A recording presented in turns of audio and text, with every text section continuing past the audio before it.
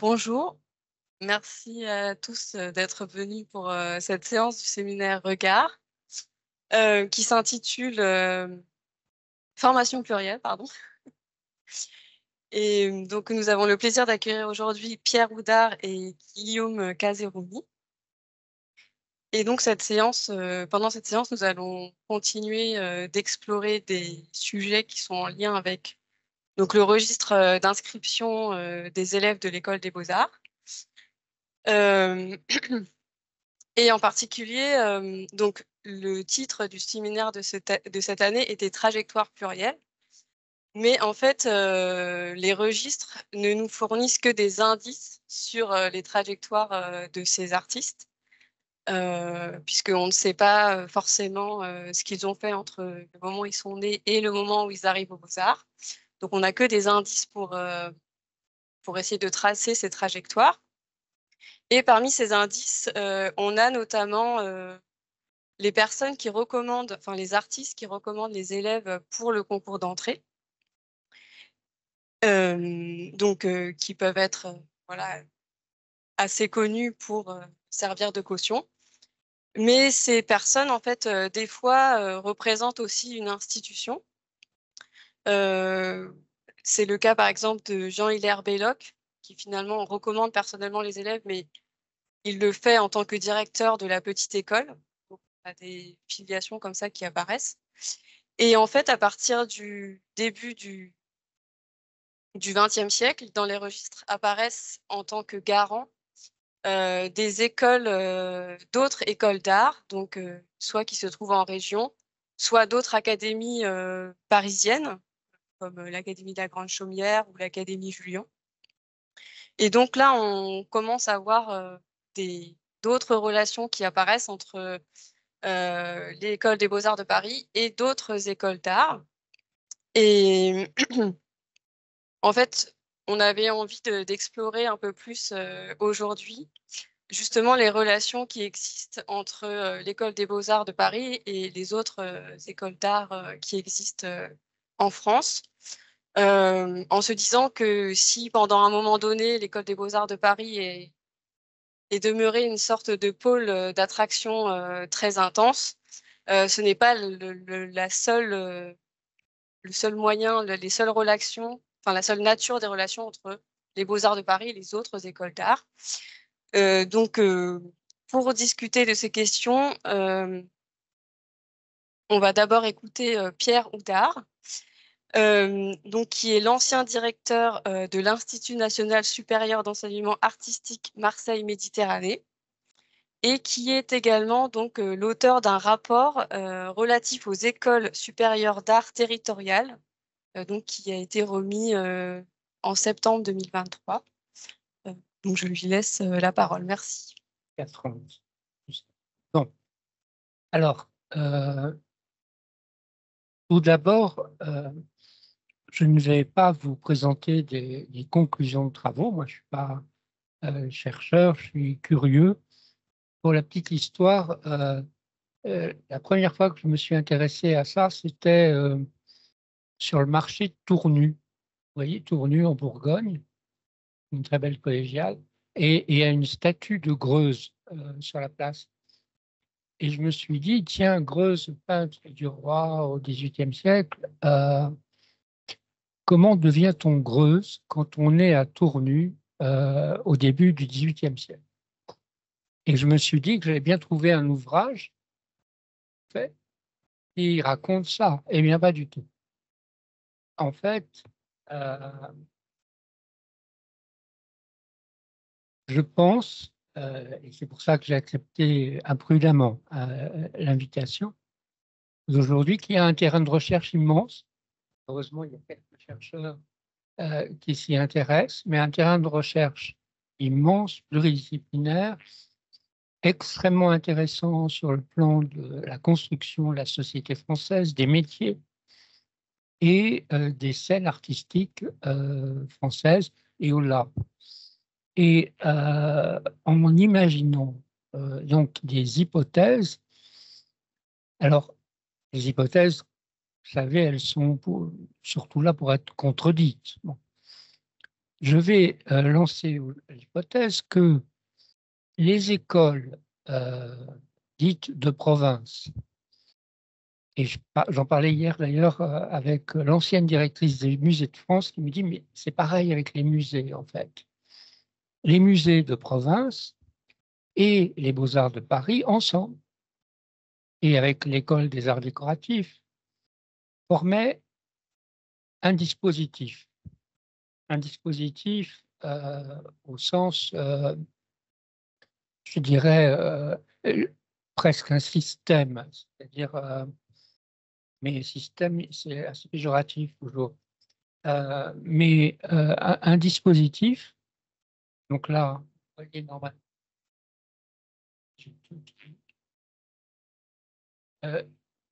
là, je rends hommage dans cette diapositive à Gilles Gallaudet et ses équipes de l'IREDU à Dijon, mais il y a des successeurs à Dijon aussi, les Boralax, notamment, pas seulement, qui, au XXe siècle en tout cas, a produit des travaux au sein de l'Institut l'IREDU, très importants sur les écoles d'art. Non. Mais globalement, tout cela est assez inconnu. Alors, les hypothèses. Et je me suis amusé à faire des trucs comme ça et à chaque fois.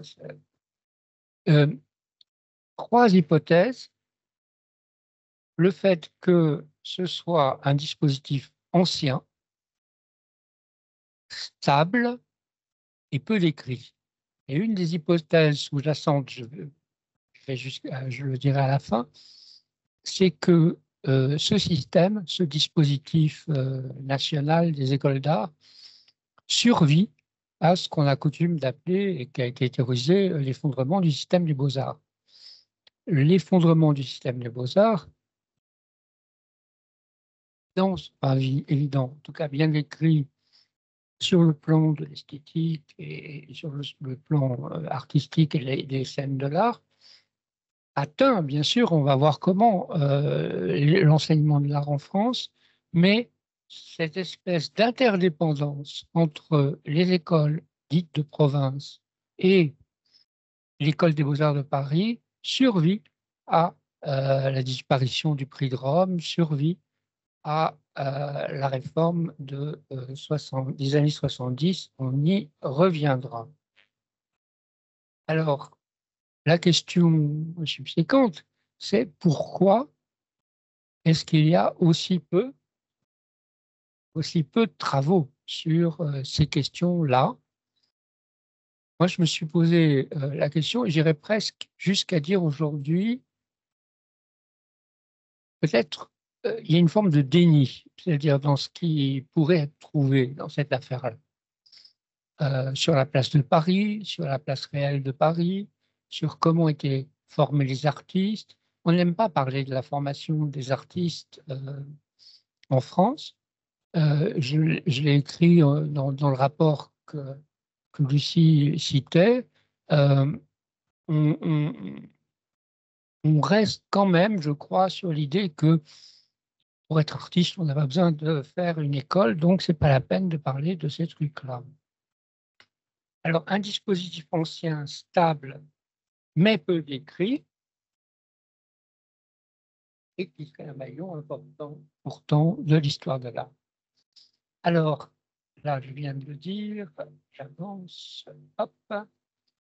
Donc, je vous ai remis aussi pour montrer que je la connaissais, la définition donnée par Giorgio Agamben, qu'est-ce qu'un dispositif? Je vous laisse le lire. Et ça me semble tout à fait adéquat à ce qu'on est, ce qu'on devrait essayer de décrire.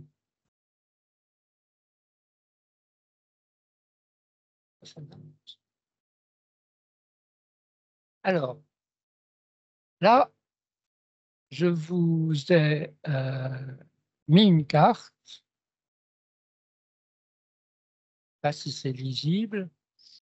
Tout ce qui est noir, les dates en noir, c'est la création des académies de peinture et de sculpture ou des écoles de dessin qui sont aujourd'hui les écoles dites territoriales, c'est-à-dire les écoles qui sont depuis une douzaine d'années formées en établissement public de coopération culturelle.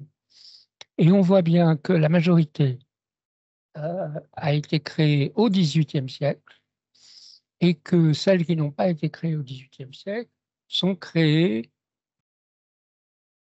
on va dire, au XIXe, bien sûr, mais principalement à deux moments du XIXe siècle, ça il faudrait le prouver, notamment après la réforme de 1863, ou autour de la réforme de 1863, on y reviendra. Donc, vous voyez ce dispositif-là. Alors, je n'ai pas mis les noms de villes. Vous pourrez jouer, je vous montrerai sur la carte et vous devriez dire c'est Dunkerque, c'est Bayonne, c'est Marseille, c'est Nîmes, c'est Le Mans. Bon, je ne vais pas toutes les citer.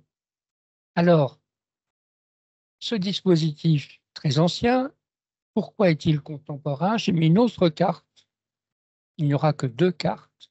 Si on regarde cette autre carte, c'est la carte des métropoles, au sens administratif du terme, c'est-à-dire les territoires autour d'une grande ville qui se sont formés en ce qu'on appelle des métropoles, des intercommunalités de grande taille.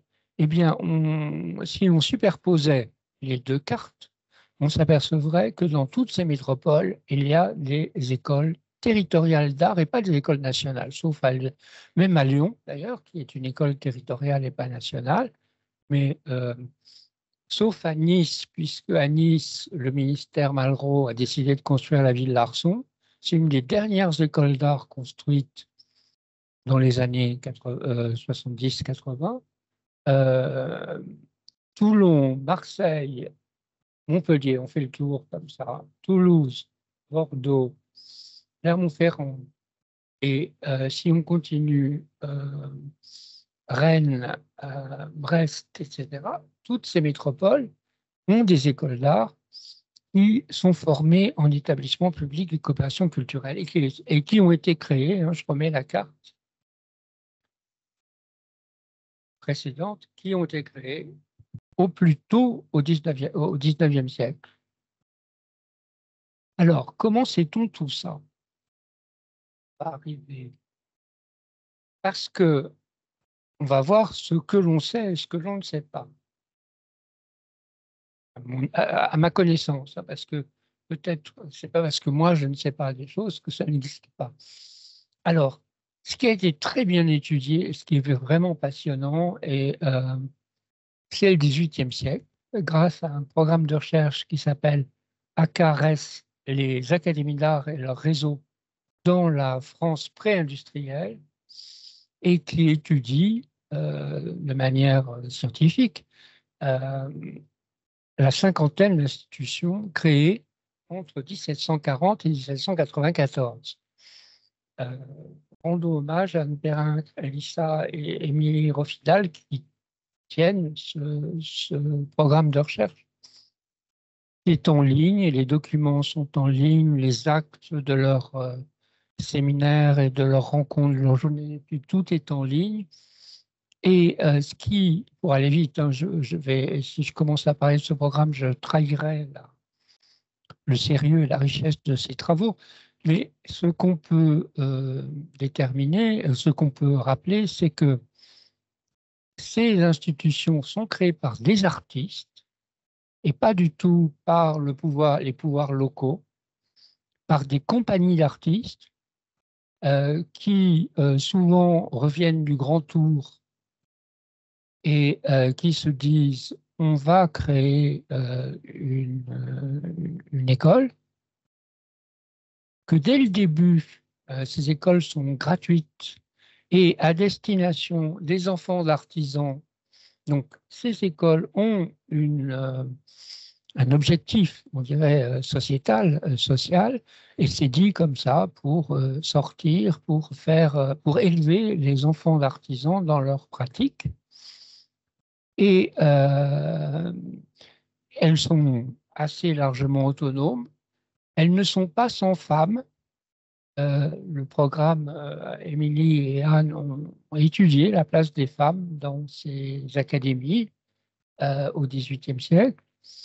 Et donc, on l'a vu, la première carte que je vous ai donnée, c'est une carte qui est issue de leur programme et qui est dynamique sur leur site, que vous trouverez facilement avec n'importe quel programme de recherche en tapant ça.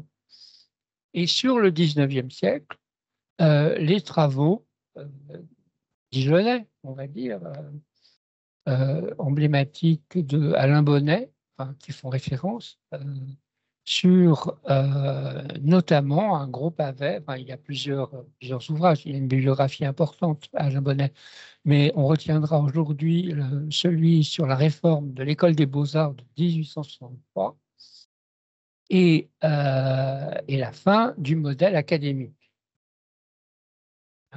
aux presses de Rennes.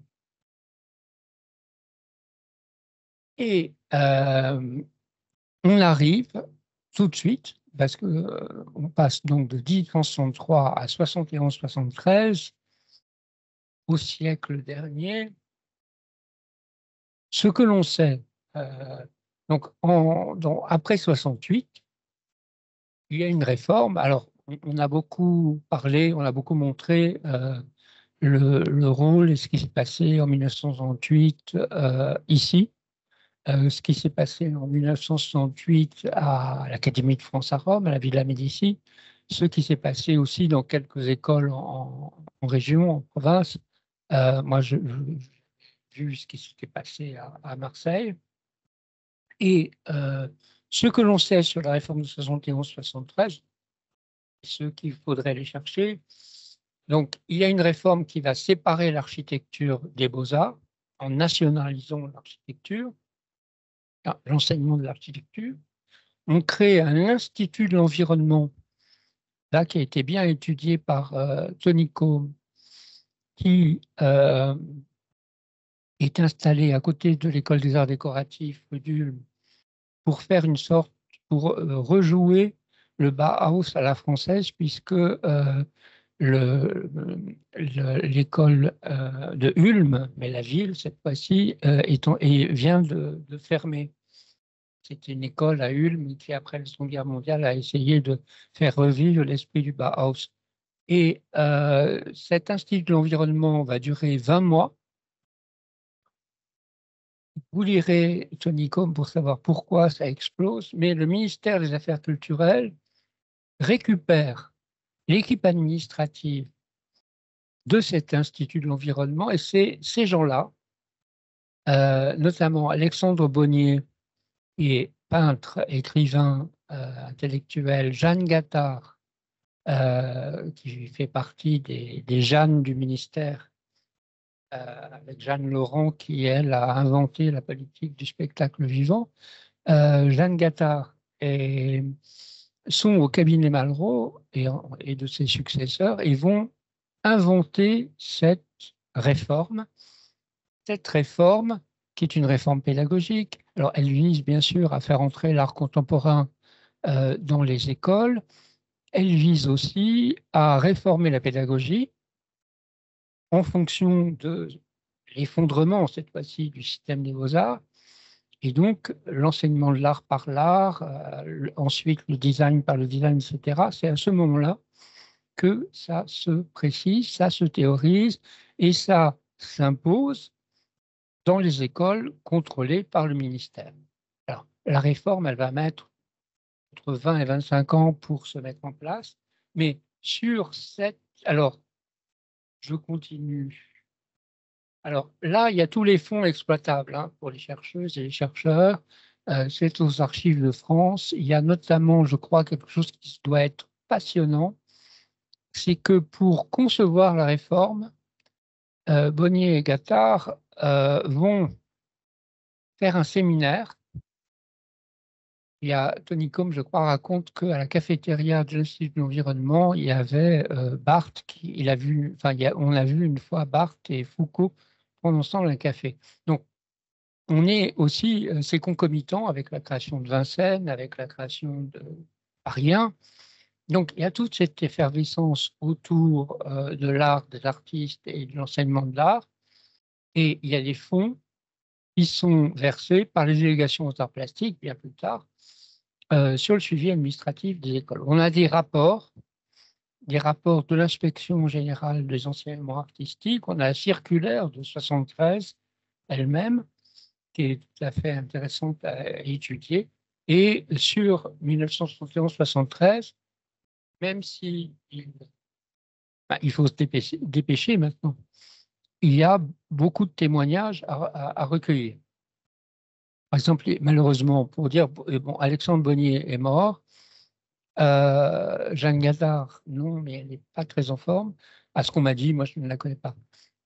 Et par exemple, Jean-Marie Touratier, que je connaissais bien, est mort du Covid au moment de la pandémie. Alors, il y a aussi un témoin, Alain Snyers, qui est artiste, toujours très actif, qui a fondé le groupe Intel, qui a été directeur de l'école de Saint-Quentin, et une école qui m'est chère, parce que aujourd'hui, c'est une école non diplômante, et c'est là que Matisse a fait ses premières armes. Et là aussi, c'est comment on devient Matisse quand on est en Picardie profonde et qu'on va dans une école d'art appliqué qui a été créée pour faire les tissus de toutes ces manufactures du nord de la France. Et on a un parcours qui conduit à devenir Henri Matisse, un pilier comme on le sait. Donc, Alain a produit un texte qui n'est pas publié, mais qui est disponible. Il suffit de nous le demander parce qu'on a créé un petit groupe qu'il faut réactiver d'ailleurs, où il raconte, lui, en tant que témoin, comment ça s'est passé de son point de vue. Alors, ce qui manque aux amateurs, ou ce qui manque pas, je vais peut-être être démenti tout de suite. Moi, ce qui m'intéresserait du point de vue de l'histoire administrative et de ses conséquences sur la construction des scènes artistiques, c'est au XIXe siècle et au début du XXe, l'État va nouer des relations privilégiées avec certaines écoles. Il va classer les écoles de province et ce classement, en fait, perdure aujourd'hui, jusqu'à aujourd'hui, alors qu'on a perdu complètement les clés. Par exemple, une des questions, des revendications des écoles d'art en ce moment au sein de l'association nationale, c'est de dire pourquoi la contribution de l'État est inégalitaire, inéquitable entre les différentes écoles. Eh bien, c'est parce que ça date du XIXe siècle et que tout le monde a oublié sur lui. Pas que ça perdure, mais l'explication est autour de ça. Moi, ça m'intéresserait de savoir comment le secrétariat d'État qui était en lutte contre l'académie, etc., a fait, comment ça s'est noué, quels étaient les subsides apportés, etc. Tout ça, à ma connaissance, n'a pas été étudié de manière systémique. Et puis, à la suite d'ailleurs du travail qui est effectué par le séminaire, d'essayer de voir quelle est la sociologie des élèves, des étudiantes et des étudiants à partir des... Alors, j'ai commencé à regarder les données mises en ligne gratuitement, enfin, de manière libre, par Annie et Gabriel Verger sur les pensionnaires de l'Académie de France à Rome. Et c'est particulièrement intéressant de voir où ils sont nés, puisque l'hypothèse, deuxième hypothèse, c'est que ce système est une sorte de pompe aspirante et refluente, c'est-à-dire les artistes commencent à étudier en province, ceux considérés comme les meilleurs viennent à Paris, ceux qui sont considérés comme les meilleurs vont à Rome et reviennent Ils reviennent. En ce qui concerne les architectes, ça leur permet d'avoir accès à la commande, ce qu'on appellerait aujourd'hui la commande publique, la commande de l'État, royale, impériale, républicaine. Et pour les artistes, ça leur permet, c'est un sésame, nous dit Alain Sneyer, pour retourner dans leur province pour enseigner. C'est le sésame pour devenir professeur. Donc, et le XXe siècle, j'en ai parlé, aller plonger dans les archives, mais ça, je me promets de le faire, mais on peut aller aux archives.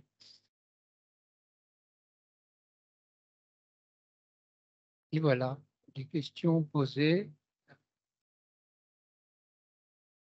c'est fini. Pourquoi je parle de la naissance de l'art contemporain? Je fais évidemment référence au livre de Béatrice Prenel-Joyeux. Je crois, là aussi, elle pourrait peut-être me démentir, que on ne voit pas si, et à mon avis, il y a des choses à regarder, si ce moment, enfin, entre 47 et 68, comment ça se passe dans les écoles d'art, ici à Paris, et comment ces débats artistiques, intellectuels, politiques se traduisent la, avant l'explosion de mai 68. Voilà. Merci beaucoup. On va prendre des questions. Maintenant, je voulais juste réagir. Déjà, merci beaucoup parce que vous dressez des lignes trans-historiques qui nous permettent d'éclairer aujourd'hui. C'était aussi un des enjeux de cette séance. Vos cartes sont très, très parlantes et je pense que ça amène de l'eau à notre moulin. La question de l'Institut de l'environnement, vous l'avez souligné, elle est centrale et elle est centrale, je pense, à bien des égards pour quand on essaye de penser l'état actuel des écoles d'art en France. C'est vraiment une matrice.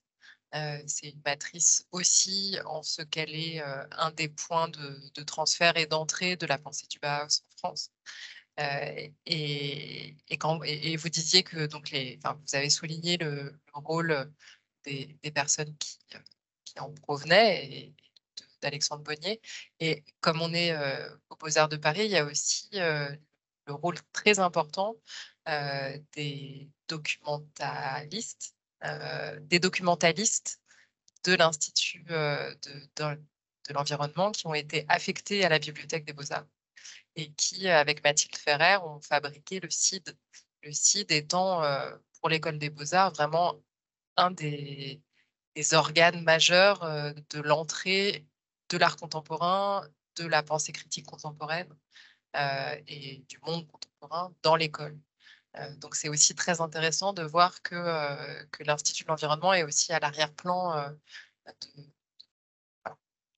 cette entreprise qui a été vraiment conduite par Mathilde Ferrer, mais avec une équipe composée de ces documentaristes. Est-ce qu'il y a des questions ou des... Ouais. Juste une minute pour rebondir. Et c'est vrai aussi dans les écoles en région.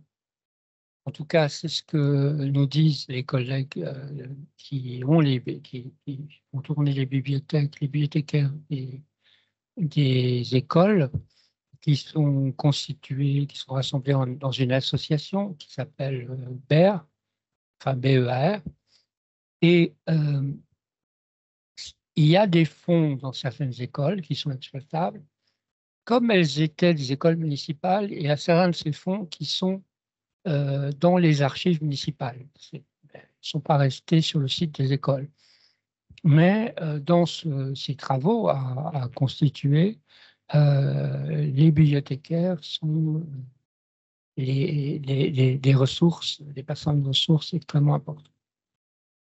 Oui, absolument. Et le CID, c'est vraiment une histoire qui est encore finalement assez mal connue. Avec Alice, on a fait un entretien avec Mathilde Ferrer récemment, qui revenait. Bon, elle en a parlé déjà à plusieurs reprises, mais c'est vraiment, là encore, vous parliez de chemin de la recherche encore à mener. Là, clairement, il y a un gros travail à faire là-dessus, parce que c'était aussi une façon de répondre. Parce que vous avez parlé des réformes. Ce qui est intéressant aussi, c'est de voir quelles étaient les revendications à la fois étudiantes, mais pas seulement, c'est-à-dire aussi d'une partie des enseignants et enseignantes qui étaient en poste, d'une partie aussi du monde de l'art. Enfin, c'est une réforme qui a été assez largement discutée. Et notamment, vous disiez, c'est complètement juste, que l'enjeu principal, c'était l'entrée du monde contemporain. Et en fait, c'est l'ouverture à l'art contemporain, mais c'était aussi l'ouverture à la pensée contemporaine. Et le schéma des études dans les écoles des beaux-arts, puisque avant la réforme, c'était un peu plus formalisé. Enfin, en tout cas, dans le schéma des études, il y avait très peu de place pour la théorie, en fait, au sens très large, théorie ou même culture générale, philosophie. Ça, c'était une revendication qui revenait beaucoup. Et donc, le CID a permis, en fait, aux pensées critiques contemporaines d'entrer dans l'école, et donc aux étudiantes et étudiants de s'en emparer.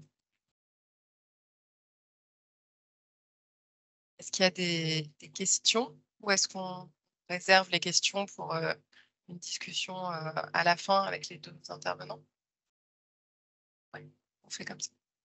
Alors maintenant, nous allons écouter donc Guillaume Caserouni, qui est responsable des collections anciennes du Musée des Beaux-Arts de Rennes, qui enseigne également l'histoire de l'art à l'École des Beaux-Arts de Rennes, et qui avait aussi organisé donc en 2002 avec Louis Deltour une exposition qui était intitulée Rennes 1922, la ville et ses artistes de la Belle Époque aux années folles. Et notamment, donc, une partie du catalogue était dédiée à l'École des Beaux-Arts de Rennes et à sa pédagogie. Donc, voilà. Donc, je pense que c'est de ça que vous allez nous parler. Donc, on va pouvoir avoir un cas particulier d'études pour les Rennes et Paris. Bonjour, et merci pour l'invitation. En effet, du coup, moi, je vais resserrer à la loupe le propos sur un cas qu'on a pu étudier très récemment à Rennes. C'est le cas de l'exposition qu'on a réalisée en 2022, qui était centrée sur l'histoire de l'École des Beaux-Arts de Rennes. L'histoire de l'École des Beaux-Arts de Rennes et ses liens avec Paris, qui sont assez nombreux, à commencer par une chose qui m'a beaucoup amusé quand l'École des Beaux-Arts de Rennes a été installée dans son lieu définitif, où elle est toujours maintenant. Elle a été installée dans un couvent, comme les Beaux-Arts de Paris. Et c'est assez amusant parce qu'ils ont fait une cour du pommier au couvent à Rennes pour faire un petit clin d'œil à la cour du mûrier à l'École des Beaux-Arts de Paris. Donc, il y a beaucoup de petits clins d'œil comme ça faits aux Beaux-Arts de Paris. Ce qui est aussi intéressant, c'est pourquoi moi je suis venu à travailler sur ça. En fait, c'est un petit peu par hasard. L'histoire est assez intéressante puisque moi j'ai travaillé pendant très longtemps à Paris. Un jour, je suis allé travailler à Rennes il y a 11 ans. Et en fait, je suis parti des collections du musée pour entrer petit à petit dans l'histoire de l'enseignement artistique à Rennes avec une méthode qui était impérative, qui était de décentrer et d'inverser le regard et de ne pas regarder Rennes à partir de Paris, mais de regarder Paris à partir de Rennes.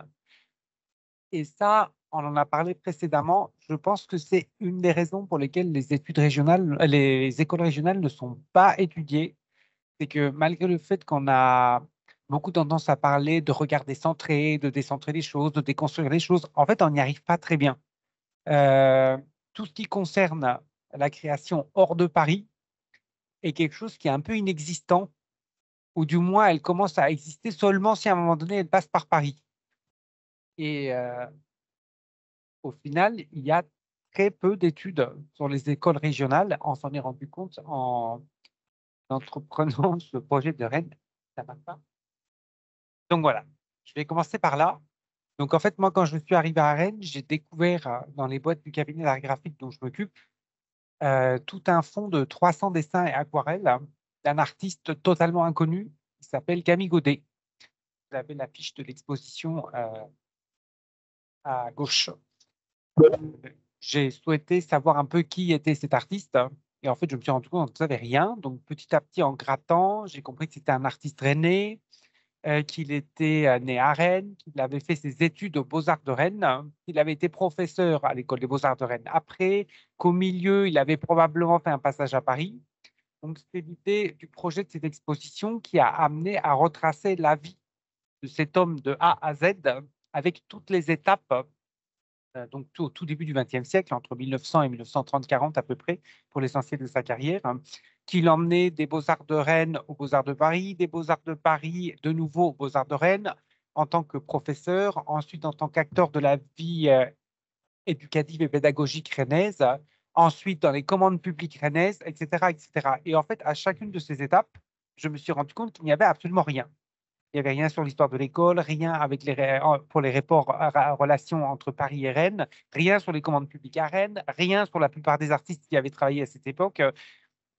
Donc, en fait, il y avait un vrai creux, ce qui a donné l'idée d'entreprendre un autre projet, cette fois beaucoup plus général, que j'ai appelé Rennes 1922, exposition qui a eu lieu en 2022, qui a été fait en collaboration avec l'Idée le Tour, qui avait fait un peu de temps avant un stage avec moi, et une dizaine d'autres jeunes stagiaires.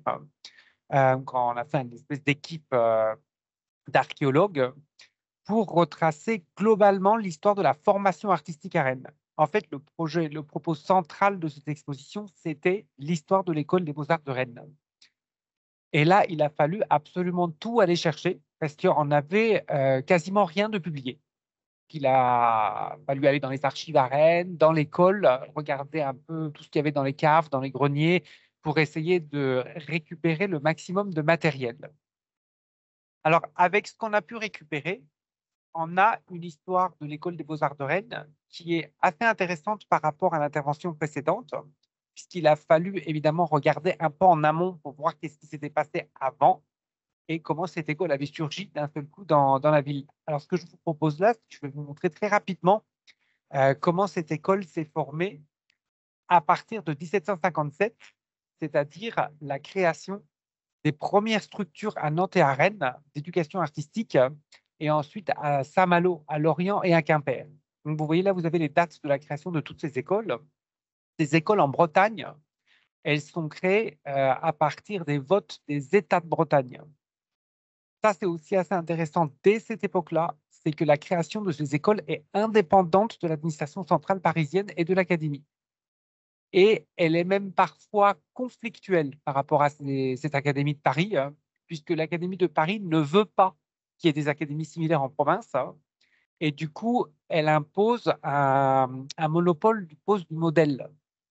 Donc, ces académies de province, théoriquement, si elles travaillent avec l'Académie royale à Paris, ne peuvent pas faire poser le modèle, ce qui évidemment baisse un peu le niveau et en fait plutôt des académies pour former des artisans d'art décoratif.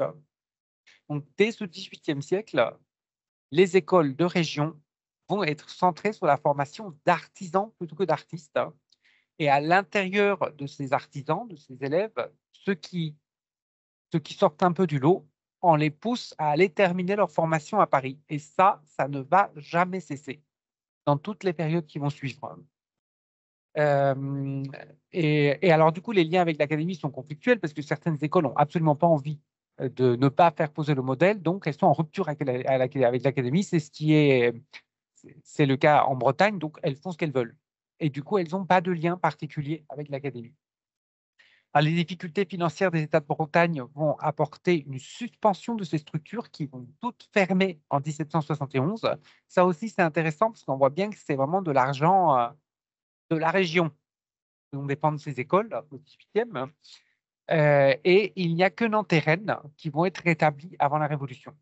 Les autres écoles vont mourir en attendant le 19e siècle.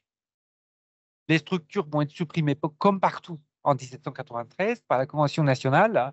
Et dès 1795, à Rennes, comme partout, dans toutes les grandes villes où il y avait des écoles d'art, va pousser une école normale, pas dans l'école normale de la ville, on va avoir une école de dessin. En 1809, la ville essaye de reprendre les choses en main. En 1809, la municipalité décide de prendre en charge complètement une école publique de dessin. Là, ça va s'appeler vraiment comme ça, et qui va devenir très rapidement l'école de peinture, sculpture et de dessin. Et le destin de cette école va être évidemment très rapidement lié au destin du musée qui venait d'être créé peu de temps avant. Et ça, c'est pareil presque dans toutes les villes de région. Et c'est assez amusant parce que les professeurs de peinture et de dessin sont souvent des gens qui font aussi un peu de restauration de tableaux dans le musée ou alors s'occupent carrément de la collection, rédigent les catalogues. Donc, il y a cette espèce de double métier de conservateur-artiste qui va perdurer jusqu'à après la Seconde Guerre mondiale. Elle va être progressivement supprimée partout. Alors, cette école, elle est errante dans la ville. Elle est logée dans une chapelle saisie à la Révolution, après dans une grange, etc. Et à un moment donné, elle tourne autour du musée qui lui-même, à Rennes, est hébergé dans des lieux pas très propres. Donc, une espèce de errance comme ça de ces deux institutions dans la ville jusqu'en 1855, pardon, où la ville de Rennes va construire le bâtiment que vous voyez sur l'écran, qui est le Palais des Universités, où on va tout mettre.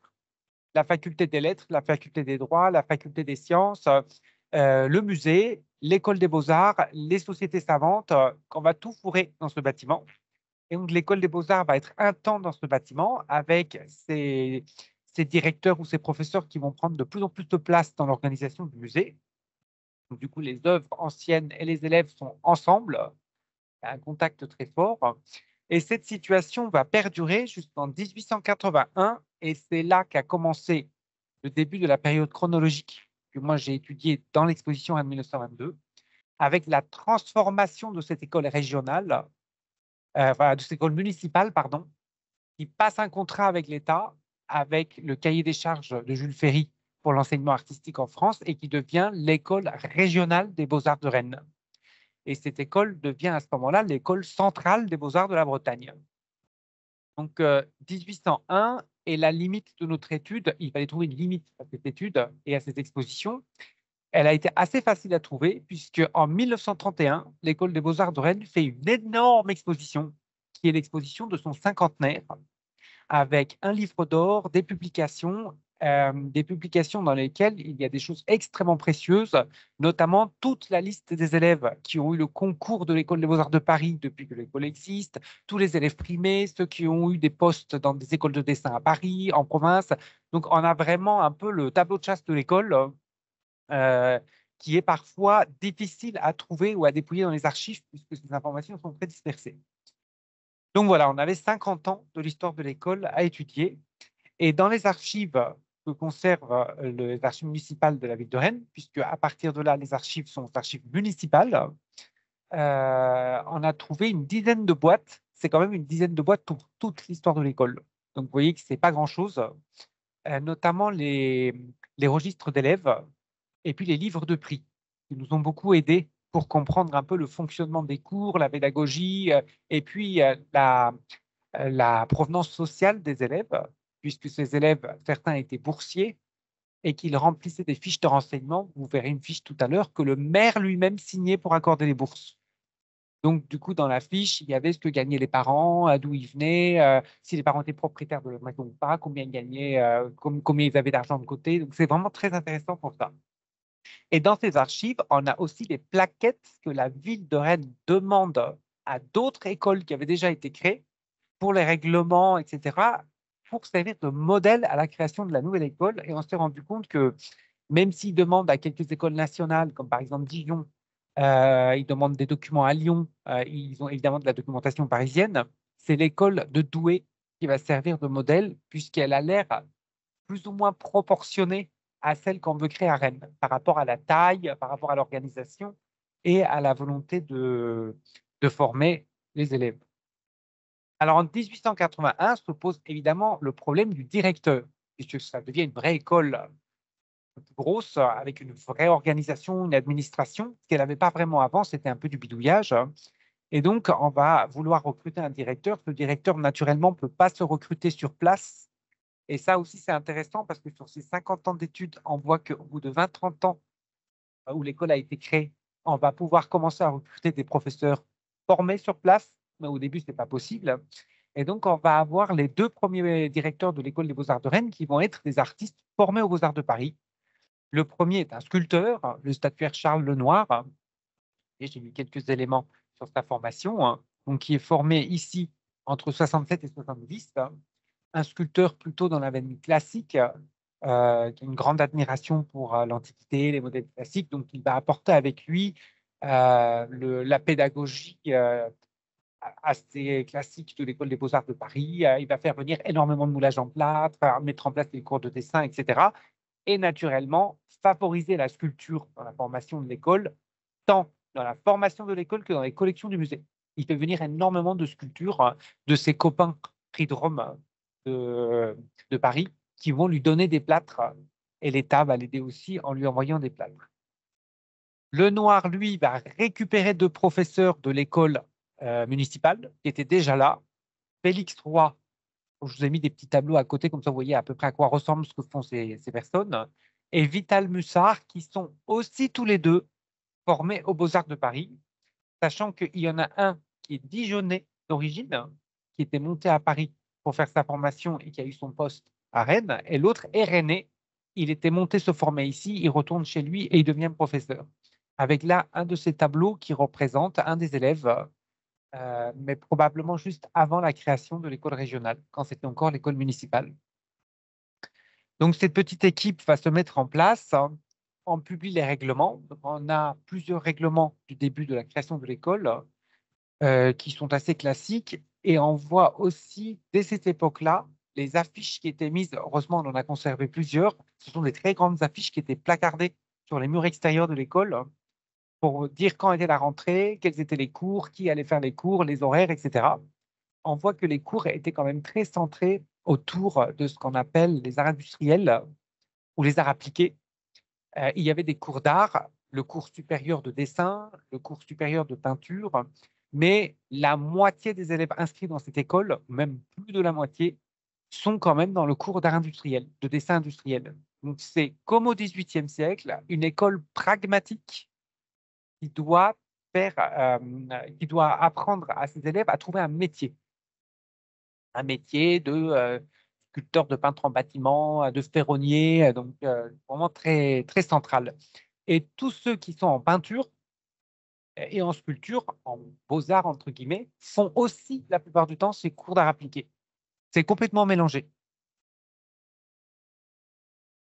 Alors, l'école va errer à ce moment-là un tout petit peu. Ça, je vous le montre juste pour l'anecdote. Elle va sortir du musée, puisque maintenant, c'est trop petit pour qu'il y ait juste deux salles de dessin au musée. Il faut lui trouver un vrai bâtiment.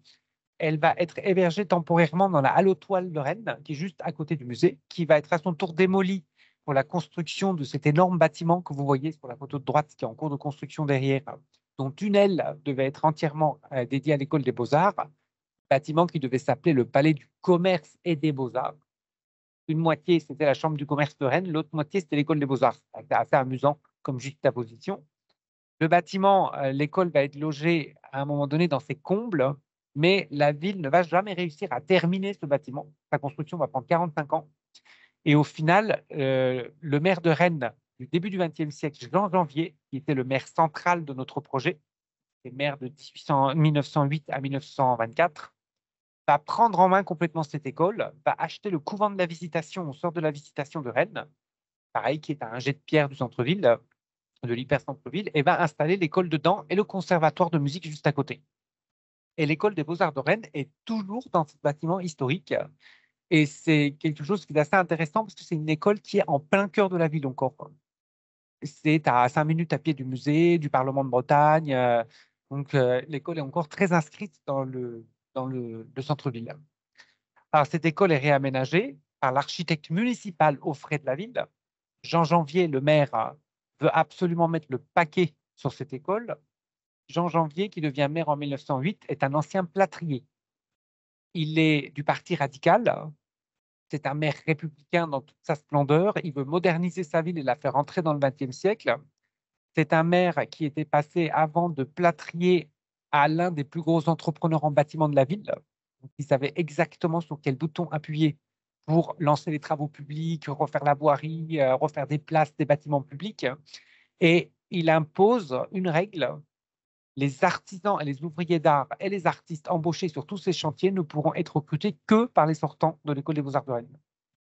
Donc, du coup, cet immense chantier qui va durer pendant 20 ans à Rennes va nécessiter la formation de plein d'artistes et d'artisans qui vont avoir du travail. C'est bien de former les gens, mais s'ils n'ont pas de travail après, ça ne sert à rien. Et donc, l'école va énormément bénéficier de cette vingtaine d'années de travaux publics. Et Jean Janvier suit personnellement le développement de l'école. Il connaît tous les artistes et les artisans. On a des courriers, ils font beaucoup d'échanges. Il fait très attention à cette école. Là, vous avez quelques images de bâtiments qui existent toujours aujourd'hui, construits dans les années 20. Ça, c'est l'atelier de sculpture pratique. Là, vous avez l'intérieur à l'époque, avec le professeur de sculpture qui est sur le devant de la carte postale. Alors, une partie de ce matériel que vous voyez encore dans le cave de l'école. Vous avez là l'atelier de modelage, avec des collections de musées qui pouvaient faire des allers-retours parfois à l'école pour servir de modèle. Et Lenoir va aussi beaucoup essayer de faire rayonner cette école parce qu'on l'a dit tout à l'heure, il y a une question de… Maintenant, c'est une école régionale de notes parce qu'il y a d'autres écoles régionales. Donc, tout ça, il y a des classements. Et donc, Lenoir va essayer de se servir des expos universelles où les écoles d'art avaient des stands pour faire voir son école et avoir des prix. Il fallait avoir des médailles à ces expos universelles. Donc, à l'exposition universelle de 1889 et de 1900, l'école des beaux-arts obtient plusieurs médailles et on essaye de lier l'utile aux pratiques. Les sculptures présentées, qui sont, vous voyez, des copies parfois d'après des antiques, sont faites par les élèves pour être présentées à l'exposition universelle et ensuite vont aller décorer le jardin public du Tabor à Rennes. Donc, ils servent aussi ensuite à orner la ville. Donc, toutes ces choses primées restent visibles dans la ville. Et les élèves, évidemment, ont un contact étroit avec le musée, dont les collections, je vous montre ici la salle de sculpture du musée qui malheureusement a totalement disparu, présente un mélange de sculptures originales et de plâtre d'études. Donc, on voit l'Apollon du Belvédère, il y avait le Laocoon mélangé à des marbres et des plâtres originaux d'artistes contemporains. Après Lenoir, le deuxième directeur est aussi un artiste, cette fois un peintre, Félix Lafont, formé aux Beaux-Arts de Paris. Et à partir de 1915, ce sont des Rennais qui vont diriger l'école. D'abord Jules Ronsin, directeur du musée et de l'école des Beaux-Arts jusqu'en 1935. Ensuite Pierre Gall de 1934 à 1948 et qui va être le dernier artiste à diriger simultanément le musée et l'école. Les postes vont se scinder en deux après lui. Et juste au moment où Pierre Gall prend la direction de l'école en 1934, l'école d'architecture est séparée de l'école des Beaux-Arts. Donc, vous voyez là, vous avez un aperçu très rapide de l'histoire chronologique de cette école. Là où on a un petit trou qui va être comblé prochainement, c'est pour le 19e siècle à proprement parler, et qui n'a pas du tout été travaillé et dont le matériel et les archives sont beaucoup plus pauvres que pour la partie école régionale. L'école municipale, il y a une boîte d'archives, il n'y a plus aucun matériel. Et ça, c'est le chantier d'études des collections de peinture 19e du Musée des Beaux-Arts qui vont permettre de sortir les artistes un par un qui ont travaillé à Rennes, dont certains sont aussi passés aux Beaux-Arts de Paris, et essayer de retracer un peu la partie qui manque dans l'histoire. Alors, une fois qu'on a mis en place cette petite chronologie, on a cherché pour le matériel pédagogique de l'école pour voir ce qu'il en restait. Parce que dans ces descriptions anciennes qu'on avait, les archives même du début du XXe siècle, il y avait énormément d'achats de matériel, il y avait des prix, il y avait un musée scolaire avec les travaux primés des élèves, les premiers prix de dessin de torse, d'esquisse, etc., exactement comme aux Beaux-Arts de Paris. Donc, les premiers prix étaient gardés par l'école.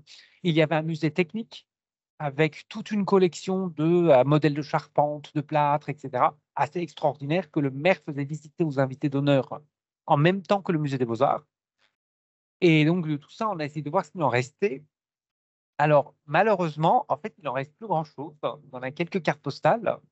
Donc là, c'est la salle des moulages de l'école, au début du XXe siècle.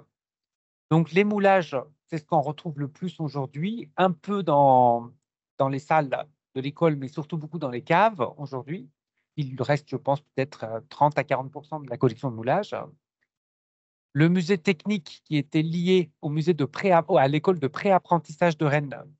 Les artistes qui enseignaient à l'école enseignaient simultanément aux apprentis artisans de 13-14 ans dans la ville, qui pouvaient venir utiliser le musée technique de l'école. Vous avez là des photos de ce musée technique.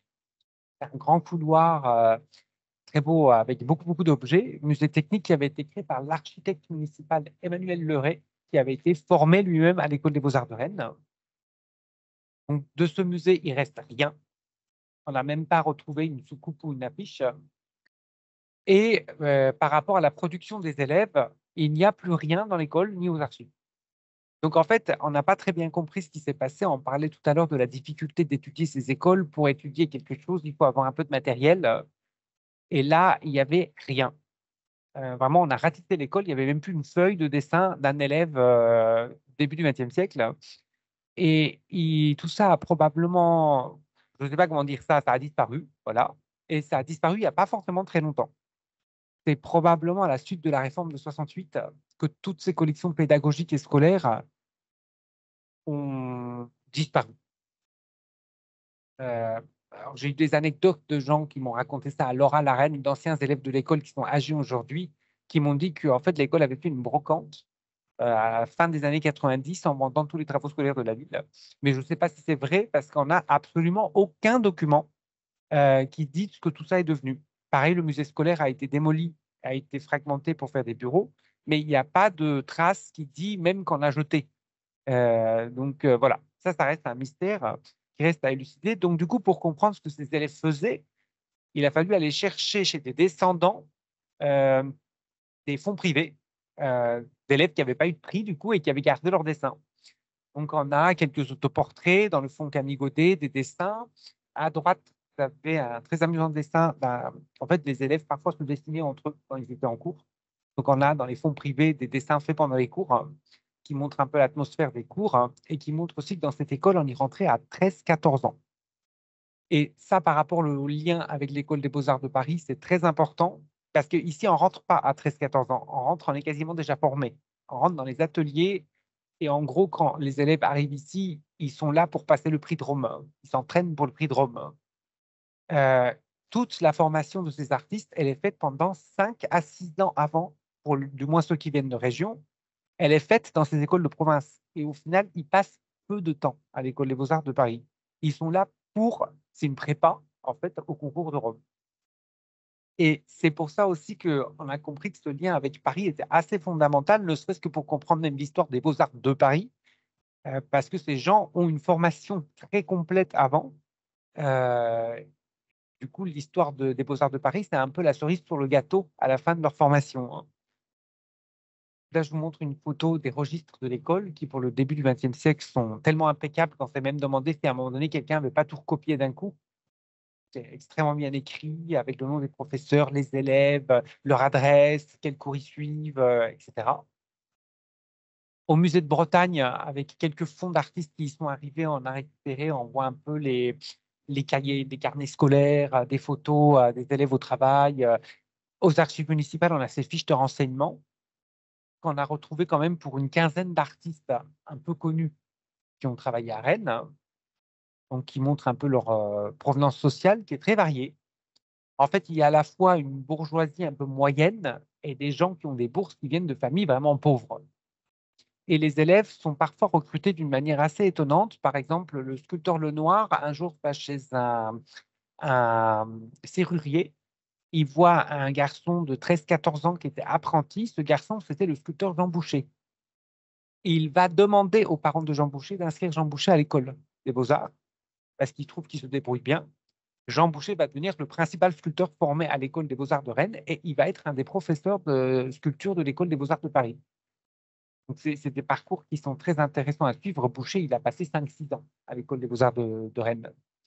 L'école s'ouvre très peu de temps après les Beaux-Arts de Paris aux femmes pour des cours de manière très officielle, sachant que la discussion pour ouvrir l'école avec des cours réservés aux femmes, elle est là dès les années 1890 à Rennes. Ça, on l'a vu dans les archives. Mais le premier cours en 1899, là vous avez une photo, avec quelques archives qu'on a retrouvées chez l'une des descendantes, une des premières inscrites, Henriette Galli. On a retrouvé 2 œuvres et quelques photos. On voit ces femmes au travail dans les ateliers à l'école.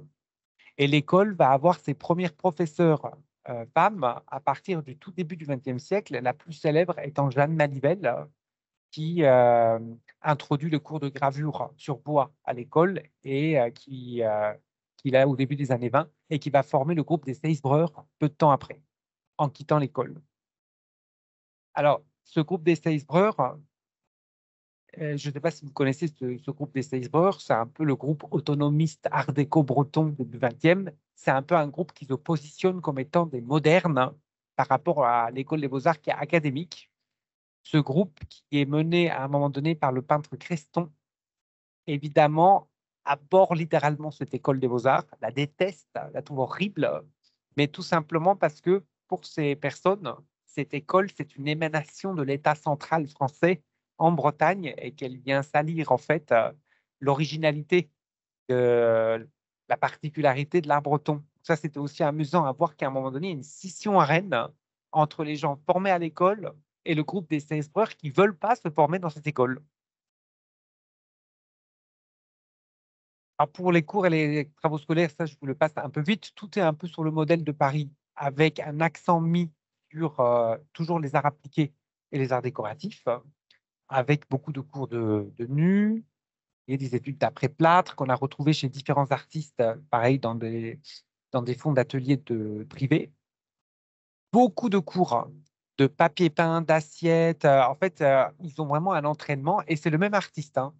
Là, les dessins que je vous montre, qui va devenir peintre, mais à qui on avait aussi appris à faire des modèles de papier peint. Il y avait des concours de papier peint, des concours d'affiches. L'école, à un moment donné, trouve quelque chose de très malin pour essayer d'inscrire ses élèves dans la réalité du travail. Ils vont demander à des entreprises de la ville de Rennes de financer les prix de l'école.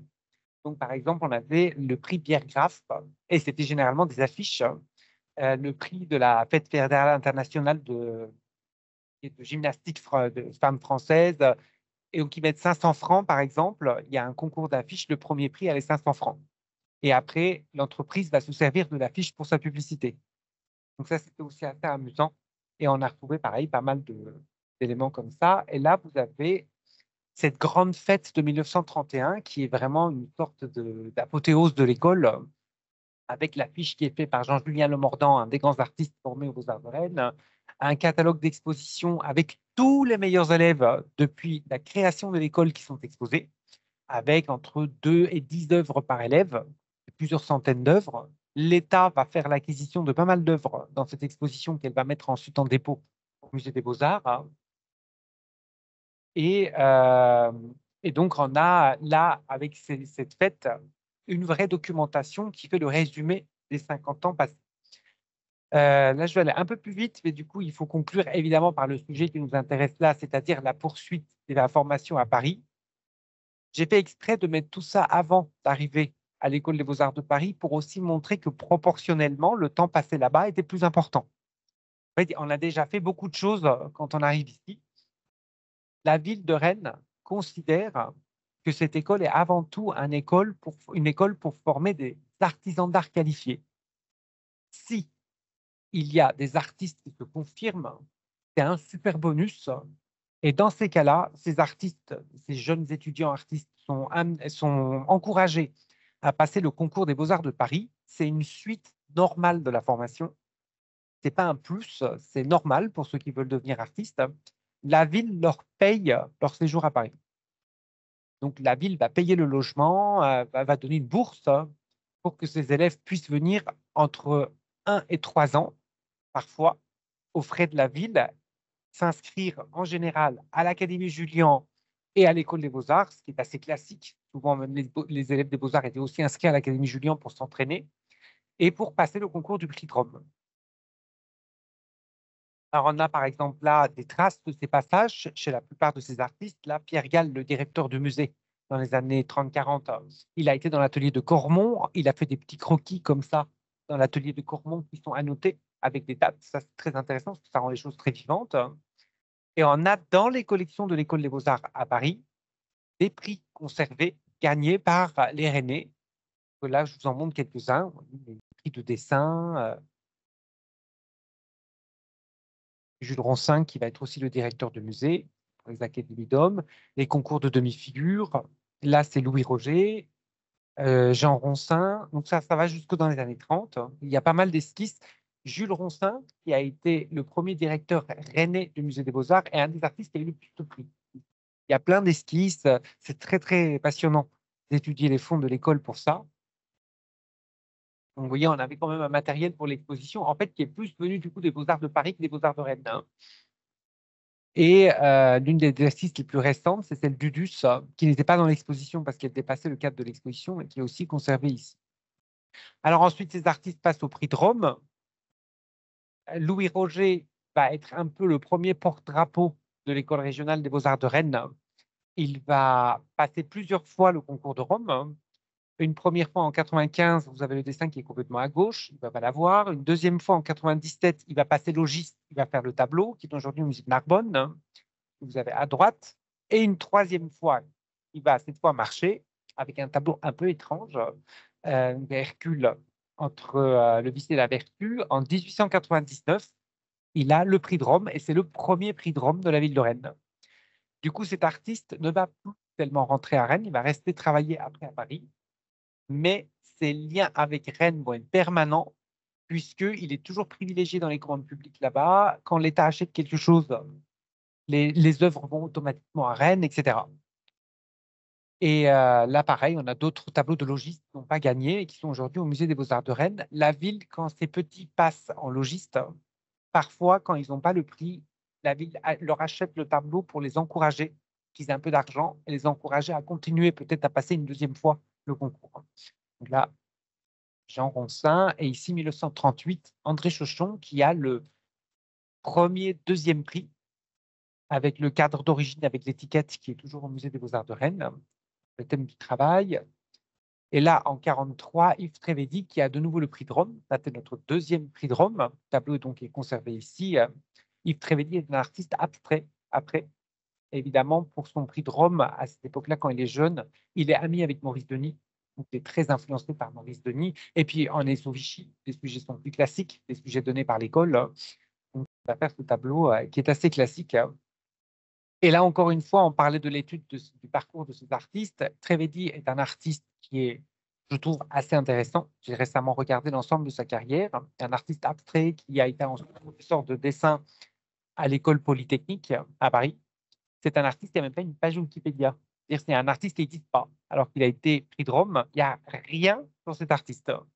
Ça, c'est vraiment des gens qui restent complètement à étudier. C'est quelqu'un qui a exposé dans le monde entier, en Orient, en Asie, aux États-Unis. Il y a plein d'œuvres dans des musées acquis à l'époque, mais il n'y a absolument rien comme étude sur lui aujourd'hui. Quand la Francis Pellerin, toujours pendant la Seconde Guerre mondiale, qui est notre premier prix de sculpture, un grand sculpteur abstrait qui va faire énormément de commandes publiques, dont une au Musée des Beaux-Arts. Là, vous avez les pages. Vous voyez à gauche, on ne voit pas très bien, c'est flou, mais la page du livre d'or de l'école avec tous les reçus au concours de l'École des Beaux-Arts de Paris. Page avec les quelques œuvres qu'on avait regardées dans les réserves de l'école avant qu'elles viennent à Rennes.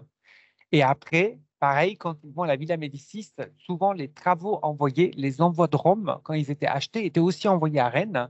Louis Roger, son nu, qui fait un peu scandale quand il arrive à Paris, du fils prodigue, est aujourd'hui au Musée des Beaux-Arts de Rennes. Et son dernier envoi de Rome, qui s'appelle Histoire, qui est en fait une version, entre guillemets, un peu transgressive des Bergers d'Arcadie, qu'on lui demande de faire, est aussi envoyé par l'État à Rennes.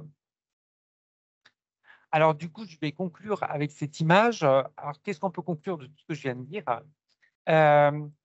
En faisant ce travail, on s'est rendu compte qu'il n'y avait tellement rien que si on voulait faire un panorama, en fait, on faisait une sorte de plan détaillé pour le catalogue. C'est ce qu'on a pris le parti de faire.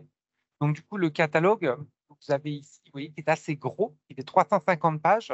Il y a 2 millions de signes dedans, 600 illustrations, hein, est un catalogue de sujets à travailler. Chaque page est un sujet qu'il faut travailler. Un artiste, un bâtiment, une commande publique.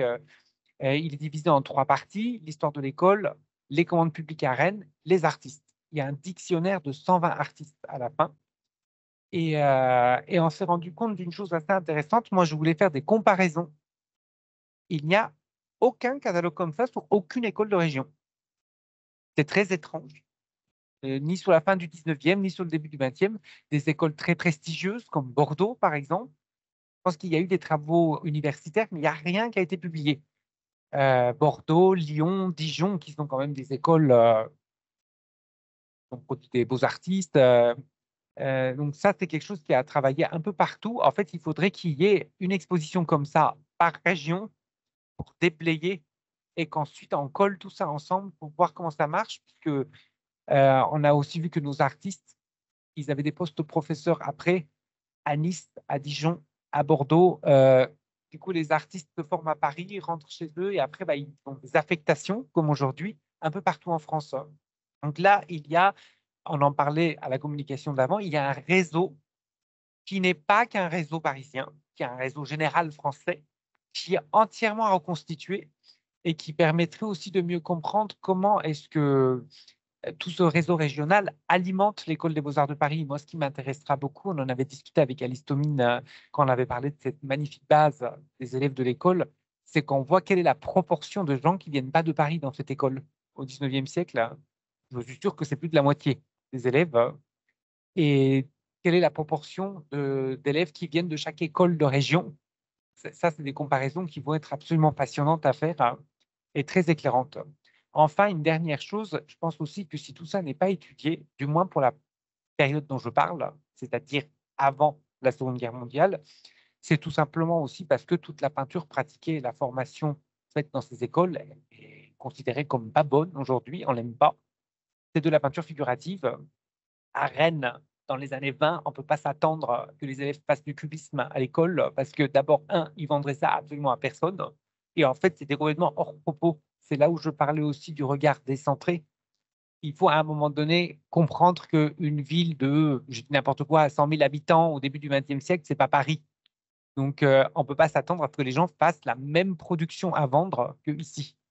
Donc, c'est plutôt une production de portraits, de paysages, de nature morte, parfois très jolies, et qui sont faites pour être très jolies, c'est tout. Et les choses un peu plus sophistiquées étaient surtout faites pour les commandes publiques que tous ces artistes dans les années 30 vont perdre parce qu'elles vont baisser. Et on a des témoignages de certains de nos peintres qui meurent dans les années 60. Donc, en fait, ils passent la guerre et ils voient l'effondrement de ce système des beaux-arts, qui est assez passionnant parce que Pierre Gall, il a écrit à la fin de sa vie que quand il avait 20 ans, il allait dans l'atelier de Bouguereau. Il voyait ce monsieur très riche, dans un atelier magnifique, avec plein de clients qui faisaient la queue à la porte, qui trouvaient ça fabuleux, qu'il avait été à l'Académie Julian en même temps que Picasso, il ne savait même pas qui c'était, en fait, il ne l'avait pas vu dans la salle, et qu'il n'imaginait pas, pour eux, c'était presque un peu sale, qu'ils allaient devenir enseignants conservateurs. Et ils sont tous devenus enseignants conservateurs, ces artistes, à la fin. Et souvent, ça a été des très bons pédagogues. Quand Jacques Villéglet, la dernière fois qu'il est venu à Rennes, est venu inaugurer une œuvre, et il m'a dit que le plus grand souvenir de sa formation, c'était Camille Godet. Alors, c'était assez surprenant parce qu'on avait fait une expo peu de temps avant sur lui. C'est un artiste que personne ne connaissait. Et il a dit devant la maire de Rennes, c'était assez génial. Il a dit, voilà, ça c'est le plus grand souvenir de ma formation. C'est sa seule personne qui m'a appris quelque chose. Et j'ai trouvé la remarque vraiment intéressante. Alors que vous avez vu l'affiche tout à l'heure entre Camille Godet et Villéglet, il n'y a absolument aucun rapport. Mais la remarque était quand même intéressante. Souvent, c'est des gens qui ont été vraiment de très, très bons pédagogues dans les écoles. Voilà. Merci.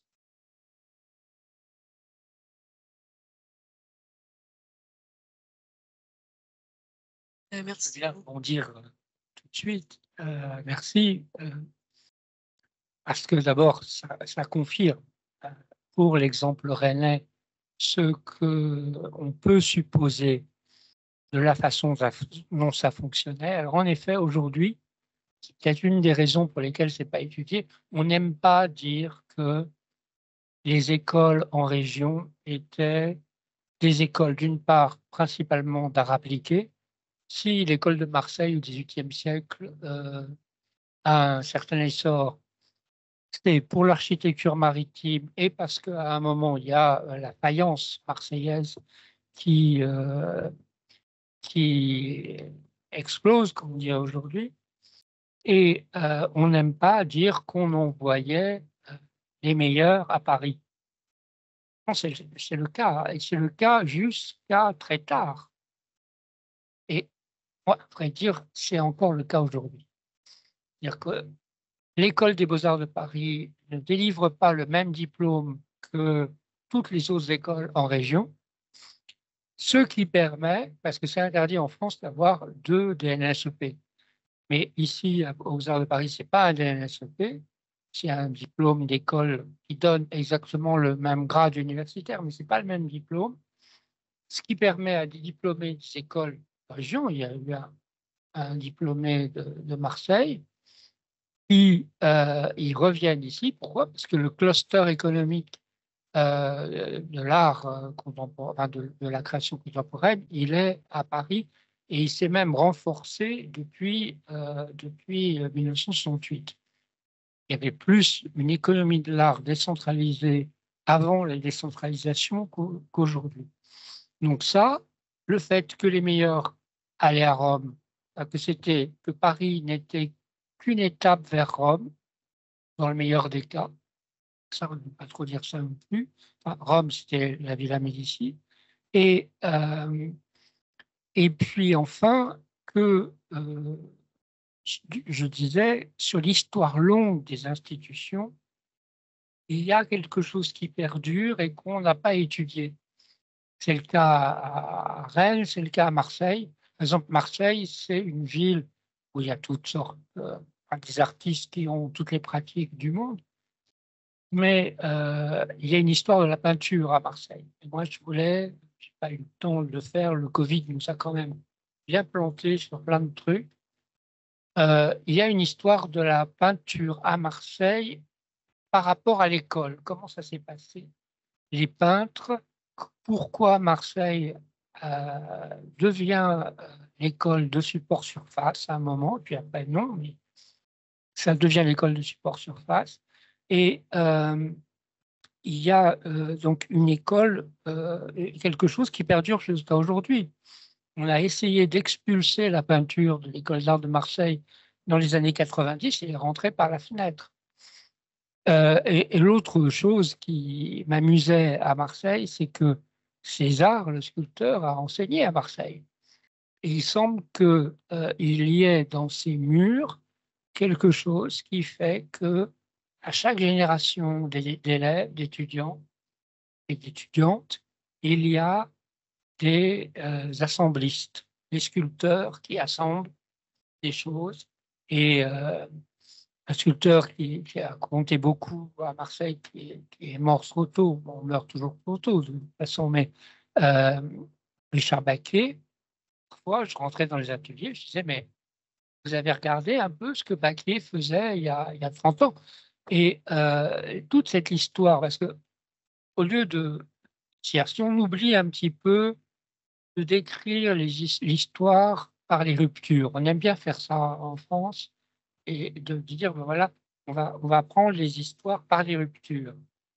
Prenons l'histoire par ses continuités, et là, on va voir un paysage le paysage de l'histoire de l'art des artistes et des métiers, qui va être complètement, une description complètement différente, et on va comprendre pourquoi ça se passe comme ça aujourd'hui, pourquoi, par exemple, l'école, les classes préparatoires à Toulouse envoie des élèves à Marseille, c'est parce que le lien entre Toulouse et Marseille, il existe depuis le XVIIIe siècle et il ne s'est jamais dissous.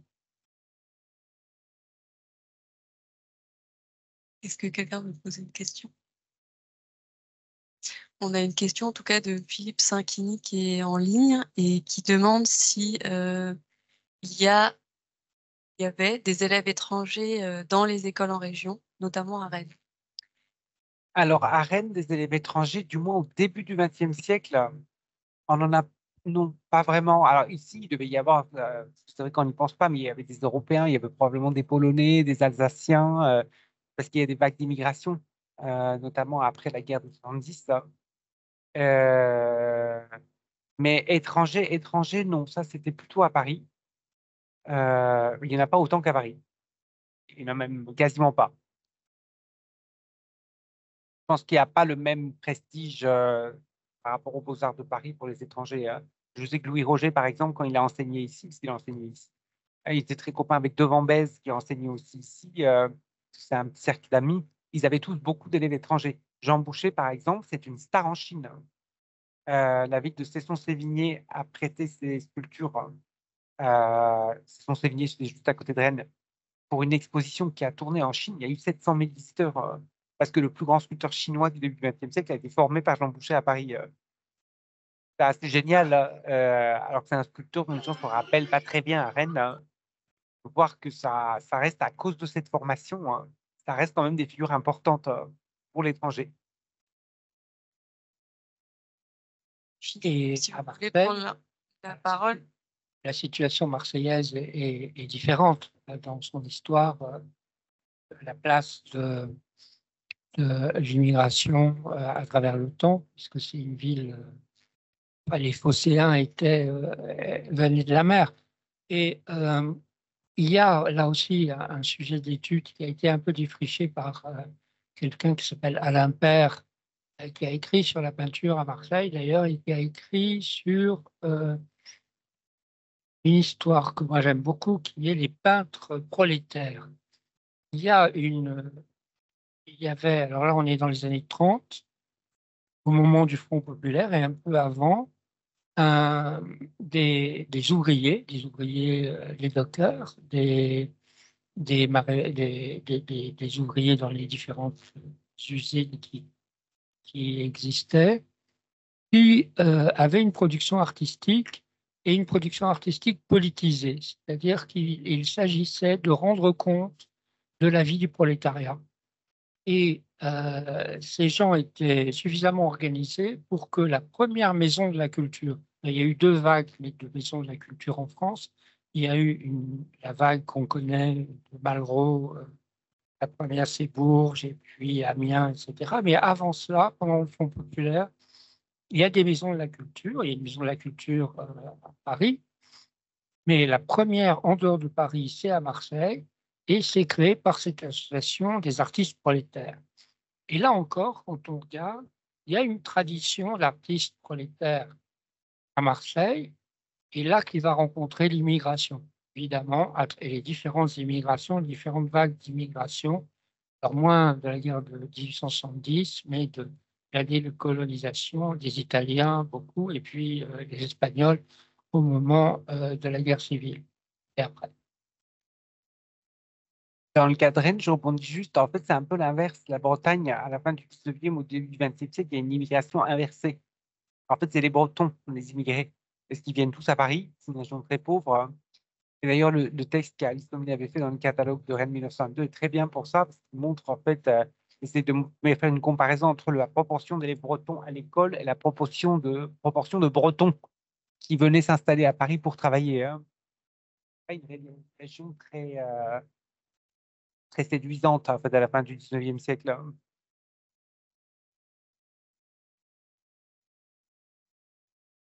Enfin, moi, j'aurais voulu poser une question. Que vous avez évoqué le fait que c'était l'école de Douai qui avait servi de modèle pour Rennes.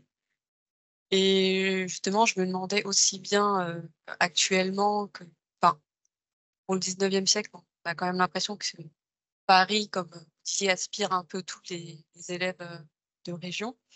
Mais est-ce que, parce qu'on voit aussi finalement dans le parcours des artistes, qu'il y en a certains, alors surtout pour la période plutôt actuelle, enfin ces dernières décennies, qui ont fait finalement plusieurs écoles des beaux-arts de région avant de venir à Paris. Donc, est-ce que finalement, il y a certaines spécificités d'écoles, par exemple de Lyon, de Marseille, de Rennes, qui feraient que les élèves aient envie voilà, d'accumuler les expériences ou en tout cas d'aller chercher quelque chose de précis dans chaque dans chaque école?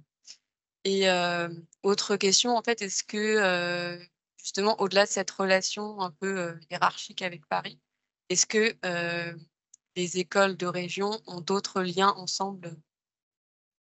Je sais pas de quel ordre ils peuvent être, mais est-ce qu'il y en a d'autres liens? Alors, en fait, ça dépend de quand on parle dans la chronologie. Parce que, du coup, si on part dans la partie dont je parlais, c'est-à-dire au début du XXe siècle, fin 19e, début 20e, les élèves, les écoles entre elles ont pas en fait, chaque école est l'école de sa région. Donc, en gros, vous cherchez pas, vous demandez pas pendant 15 heures où vous allez aller à l'école quand vous êtes en Bretagne, vous commencez par aller à l'école de votre région. Et ensuite, si vous allez ailleurs, vous allez à Paris. Les élèves bretons n'allaient pas aller à Dijon, par exemple. Et puis, en plus, la ville n'allait pas payer une bourse pour que les élèves aillent à Dijon. C'est des élèves qui sont souvent, dans la plupart des cas, je vous le répète, pas très riches, hein. Soit une bourgeoisie moyenne, soit des gens pas très riches. Et ça conditionne aussi leur rapport à l'étude, puisqu'ils doivent apprendre quelque chose et gagner de l'argent avec. Après, ils sont pas entiers, ils ne peuvent pas s'asseoir dans leur atelier toute la journée et faire des expérimentations sans se demander ce qui va leur apporter de l'argent, hein. Et, et donc, pour ça, et alors, attendez, moi le.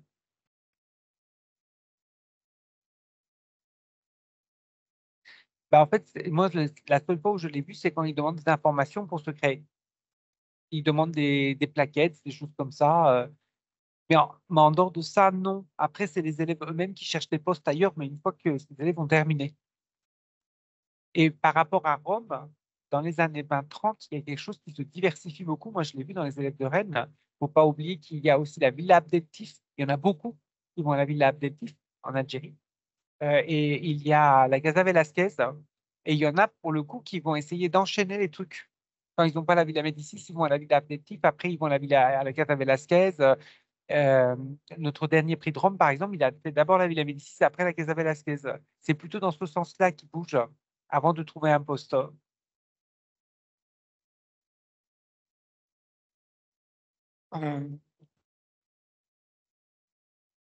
Il peut y avoir des rivalités qui suivent les rivalités entre villes.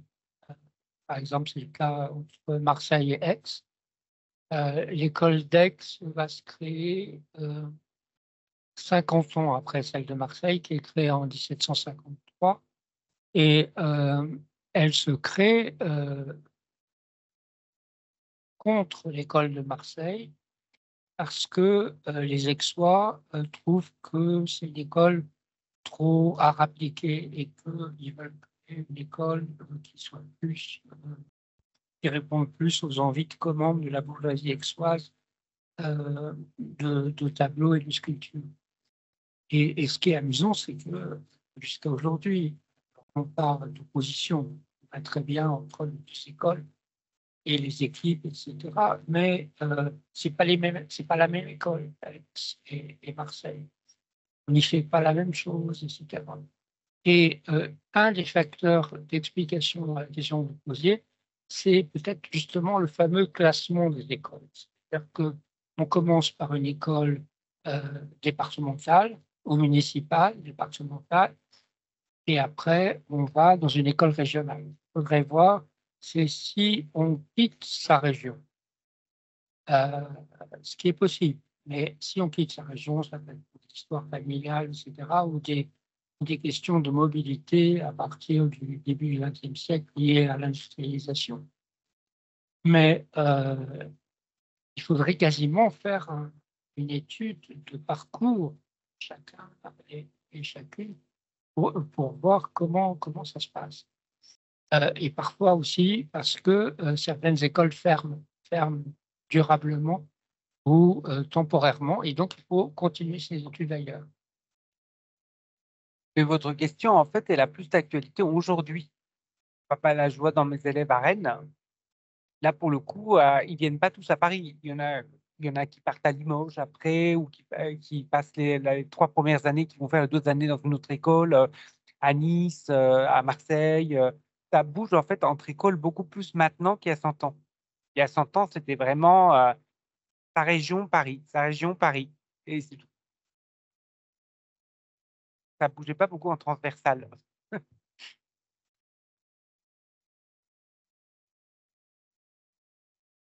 Philippe Zanchini, vous voulez poser une question? Ah, pardon. Ah, vous m'entendez? Pardon, je suis. Bonjour. René, M'entendez? qui est maintenant aux Beaux-Arts de Paris. Voilà. Oui, merci. Moi, je voulais juste vous demander si c'était un dispositif, un schéma qui était propre à la France, enfin, c'est-à-dire entre les... ou enfin si ça se reproduisait dans d'autres pays, en Europe surtout. C'est-à-dire comme ça une hiérarchisation assez unilatérale entre les écoles régionales et puis Paris. En fait, dans chaque pays, ça ressemble au pays en question. Par exemple, en Allemagne, c'est plus décentralisé, mais tout est plus décentralisé. En Italie, c'est pareil. La France est un pays hyper centralisé. Et je- Donc, du coup, ça, évidemment, ça a un écho sur tout. Pas que sur les écoles, d'ailleurs, sur aussi les musées, les institutions. Oui. Si on prend 2 exemples, l'Allemagne. L'Allemagne, Düsseldorf a toujours été une école de rang national et international. Et puis d'autres, que ce soit Cologne. Bon. Donc, il y a vraiment, ça épouse le fédéralisme et il n'y a pas d'histoire. La Grande-Bretagne, mais la Grande-Bretagne, l'école de Glasgow est une école qui va dialoguer directement avec les autres écoles au niveau international sans nécessairement passer par Londres.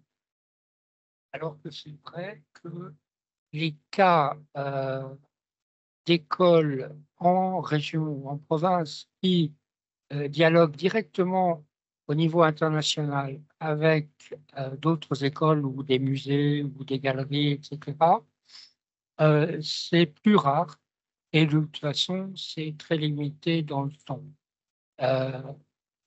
C'est arrivé à Marseille à un moment dans les années 80 parce qu'il y a eu une alliance entre un galeriste, école et une politique municipale qui s'est appuyée sur Castelli, le grand galeriste américain. Et là, à un moment, en s'appuyant aussi sur le fait que beaucoup d'artistes étaient passés par Marseille pour aller à New York, il y a eu un dialogue Marseille-New York. Mais ça a duré 20 ans et puis après, ça s'est calmé.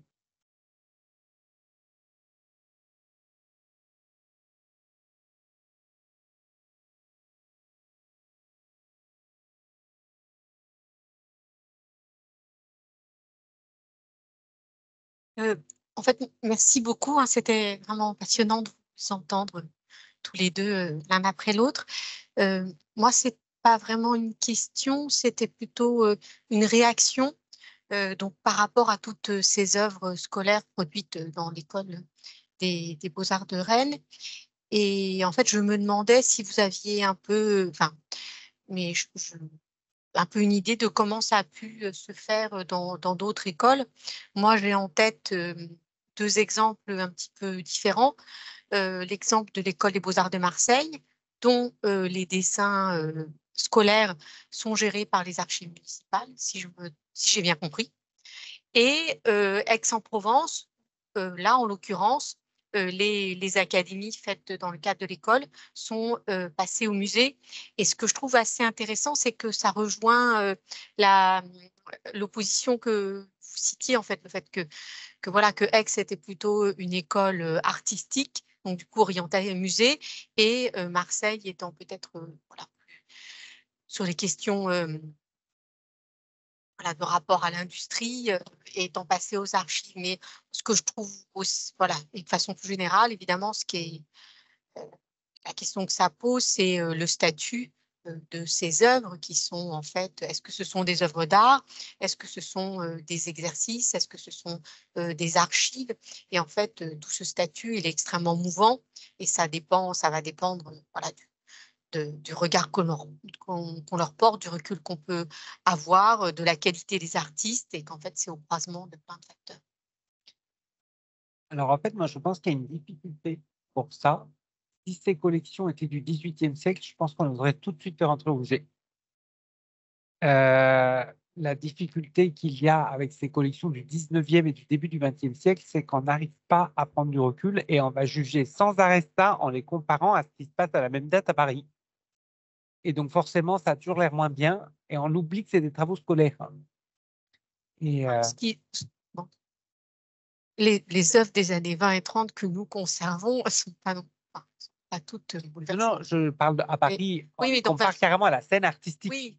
C'est, là, en l'occurrence, on est tous à égalité. On est tous face à des exercices scolaires avec des maladresses, des réussites. Parce que du coup, c'est dans des trous d'air, en fait, ces collections. Moi, je n'étais pas là, je ne sais pas ce qui s'est passé, mais j'imagine très bien l'école qui ne peut plus garder les trucs. Donc, du coup, les archives, c'est impeccable. Ils sont tous allés aux archives municipales. Les archives municipales ont dû dire « Ah oui, mais alors, ça, c'est des dessins, c'est des œuvres, c'est pas nous, c'est le musée. » Le musée a dû dire « Ah oui, mais non, ça, c'est pas vraiment des œuvres d'art. Il faut aller voir le musée de Bretagne. » Le musée de Bretagne a dû dire « Ah oui, mais ça, c'est que Rennais, c'est pas breton. » Et en fait, voilà. Et du coup, c'est des trucs qui se sont... Il y avait nulle part pour les mettre. Et ça a disparu. Parce que il y a eu des... les considérer comme archives, ça les dégage de ce jugement esthétique. Oui, oui, mais il faut encore que des archives acceptent de considérer des dessins comme des archives. Il y a eu des destructions. Il y a eu des destructions de différentes formes. Il y a eu la vente à l'encan, la brocante. Dans les années 90, il y a eu beaucoup de choses. Et il y a eu, dans les années 90, 1990, il y a eu vraiment une volonté délibérée dans certaines écoles de faire table rase. Donc, il y a eu des autodafés de choses qui semblaient sans intérêt. Jusqu'à très récemment, par exemple, la peinture de Chevalet était considérée comme quelque chose qu'il fallait absolument plus voir. Et aussi, les déménagements ont été l'occasion de faire du vide. Je sais qu'il y a beaucoup de choses à Marseille qui ont disparu au moment où, en 1968, l'école a quitté le centre-ville pour aller à Lumini. Et là, on s'est débarrassé des plâtres, etc. Il reste un David au conservatoire et deux, trois trucs, mais c'est tout. Nos collègues bibliothécaires pourraient nous dire beaucoup de choses, mais y compris sur ce qui manque aujourd'hui. Puis on le sait, par exemple, au Fonds national d'art contemporain, fort heureusement, les conservateurs se sont appuyés sur le fait, les lois musées, les inventaires, la force réglementaire des musées en France, pour que tout ce qui avait été acquis par l'État au XIXe siècle ne soit pas détruit, comme n'ayant plus aucun intérêt. Fort heureusement, ça ne l'a pas été.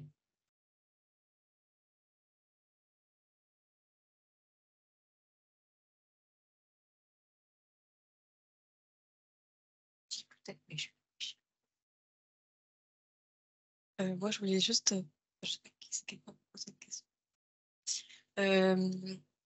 En fait, je voulais juste vous poser une question au sujet justement de la liste des élèves, de Rennes, puisque donc vous avez tous les deux souligné le fait que, en fait, l'histoire de ces écoles était peu connue et qu'il y avait peu d'études dessus. Et en fait, les archives de Lyon ont mis en ligne le registre des élèves de l'école des beaux-arts de Lyon.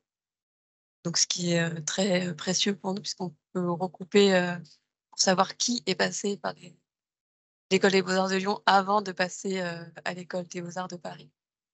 Et étant donné que vous avez déjà fait tout ce travail sur les listes des élèves de Rennes, je me demandais si vous aviez pensé à un moment donné mettre à disposition cette liste, pas dans le catalogue, mais sous forme de liste. Voilà. Elle est dans le catalogue, c'est une liste dans le catalogue. Oui, d'accord, mais... Après, mais la mettre à disposition sous notre forme, nous, on n'a pas de base de... Enfin, on ne peut pas démultiplier les bases de données sur le site du musée. Donc, je trouvais que c'était déjà une bonne base. Et on va en fait retrouver ces personnes dans votre liste à vous, non? Comment? C'est dans le... dans la base que va faire l'école des beaux-arts de Paris, on va les retrouver tous normalement. Normalement, oui. Après, nous, en fait, je trouve que ce qui marche dans un sens ne marche pas dans l'autre sens. C'est-à-dire que finalement, vous savez quels élèves rennais, bretons même, Mmh. sont venus à Paris.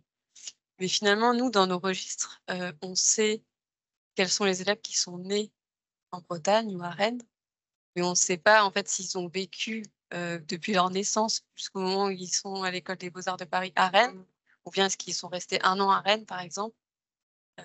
Oui, d'ailleurs, en fait, vous avez raison, parce que ce qui est aussi intéressant, c'est que les gens, quand je dis des Rennais, je parle des gens qui sont à l'école régionale des beaux-arts de Rennes, mais ce n'est pas forcément des Rennais non plus. En fait, c'est des Bretons. Les gens viennent de partout en Bretagne, hein, dans cette école, au début du XXe siècle. Et donc, c'est plutôt la provenance école que la provenance géographique. Mais cette liste, je ne sais pas comment on pourrait la mettre plus à disposition que dans le catalogue, sachant que dans le catalogue, ce n'est pas non plus que des gens qui sont venus à Paris. Il y a des gens qui ne sont pas venus à Paris. Et Ils sont quand même. Et justement, en fait, est-ce que finalement tous les Rennais qui sont venus à Paris ont passé le concours, ou bien est-ce qu'il y en a qui sont allés directement dans les ateliers sans passer le concours? Alors, en fait, nous, on le sait pour ceux qui étaient à l'école, qui ont passé le concours à l'école, qui ont obtenu, et du coup, ça a été inscrit dans l'école. Mais s'ils étaient sortis de l'école, qu'ils ont passé après tout seul, ça, on ne va pas le savoir dans les archives de l'école. Il y a une petite subtilité. Moi, la documentation que j'ai, c'est les gens qui ont vraiment tout fait en bloc dans le circuit. Mmh. Et l'exemple de Camille Godet est intéressant pour ça, parce que Camille Godet, il est venu aux Beaux-Arts de Paris, on a un carnet où il fait des dessins, mais il est resté pas longtemps. Il paraît qu'il y a des amis de la famille qui ont dit ça à ses parents qui fréquentaient des loulous. Alors, ses parents lui disent, tu rentres tout de suite, tu arrêtes tes études à Paris. Il n'est pas resté longtemps, il est resté 1 an. Mais j'ai rien trouvé comme trace ici. Même dans les registres d'atelier? Alors, j'ai pas regardé, on n'a pas eu le temps de faire ça pour tous ces artistes, mais il n'y a pas un seul dessin, il n'y a rien. Après, il n'y a pas des travaux scolaires pour tous les élèves qu'on a eu ici, mais il y en a quand même pas mal, hein. J'en ai trouvé pas mal. Mais c'est tout ça, c'est des choses qu'il faut poursuivre, parce que ce qu'on a fait nous, c'est vraiment une base. Il y a tellement rien qu'en fait, il faut d'abord faire un peu de ménage. Dans les collections de musées, c'était pareil. Il fallait essayer de circonscrire quelles étaient les œuvres d'artistes du coin. Tout ça s'était mélangé dans les œuvres du début du XXe siècle, dans la réserve. Tout était en réserve. Il n'y avait rien d'exposé en salle, quasiment. Et moi, j'ai déterré presque 1 millier d'œuvres, qui en compte les dessins, les gravures, les tableaux. Il y a 200 tableaux, juste pour cette période-là, hein. Parce que la ville a quand même massivement acheté, l'État a envoyé des dépôts, et c'était assez incroyable, hein. Là, dans le catalogue, on n'a même pas pu mettre tous les dessins. J'ai mis tous les tableaux, toutes les sculptures, et une sélection de dessins, mais c'est absolument impressionnant tout ce qu'on a, hein. Au moins, ça les cible déjà.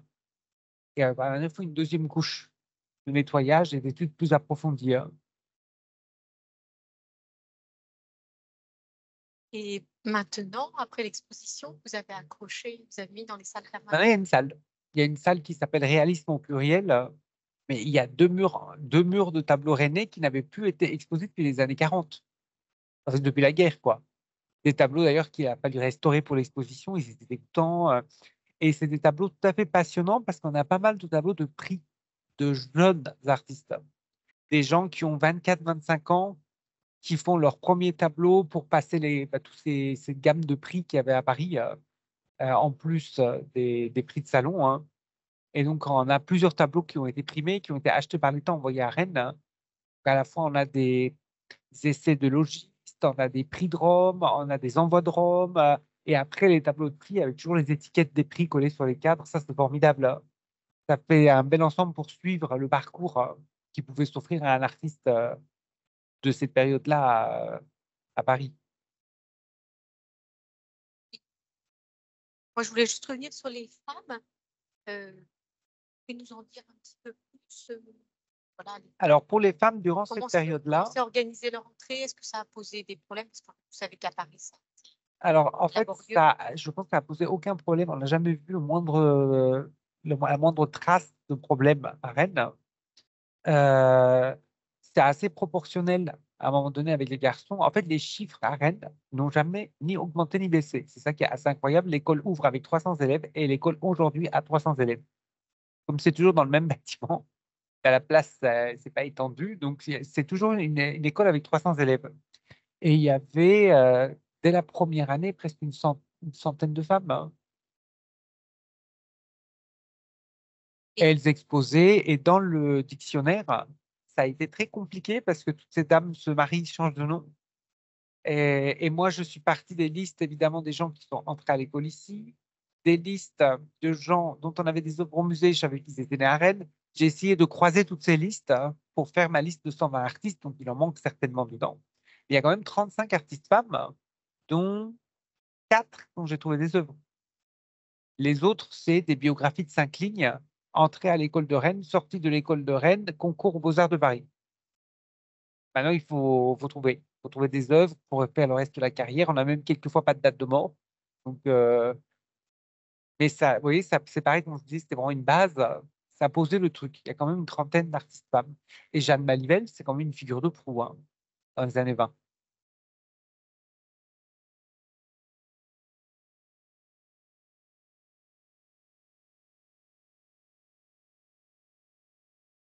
Alors, je voulais juste vous signaler à ce sujet des femmes que, alors je ne sais pas si c'est à cause de cette exposition, mais je suis maintenant à Mémoire qui est en cours à l'école du Louvre.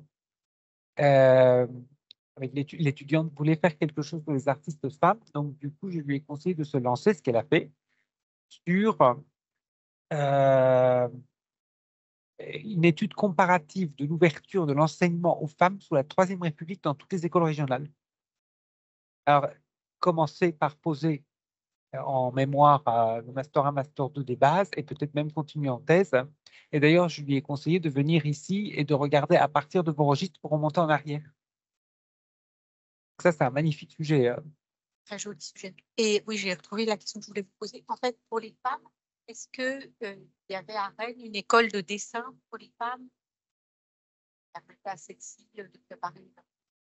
Alors, une école de dessin pour les femmes avant l'école régionale, parce que ça arrive assez vite, les cours pour les femmes à l'école régionale, ça, je n'ai pas vu.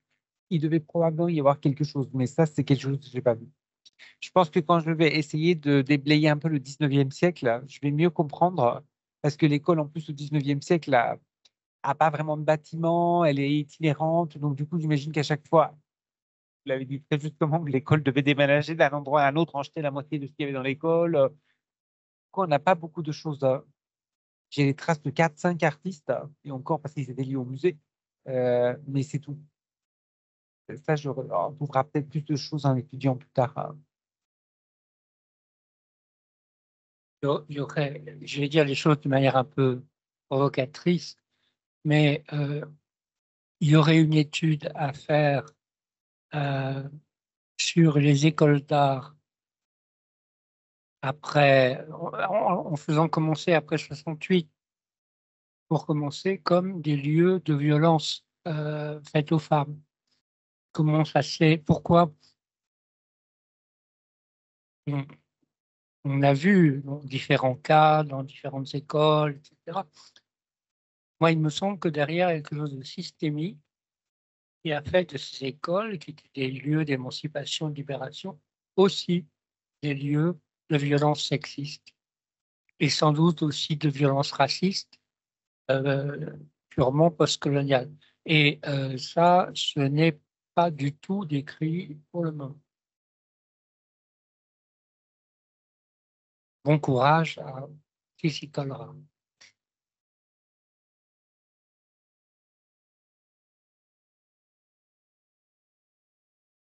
Est-ce que quelqu'un veut donner le mot de parole?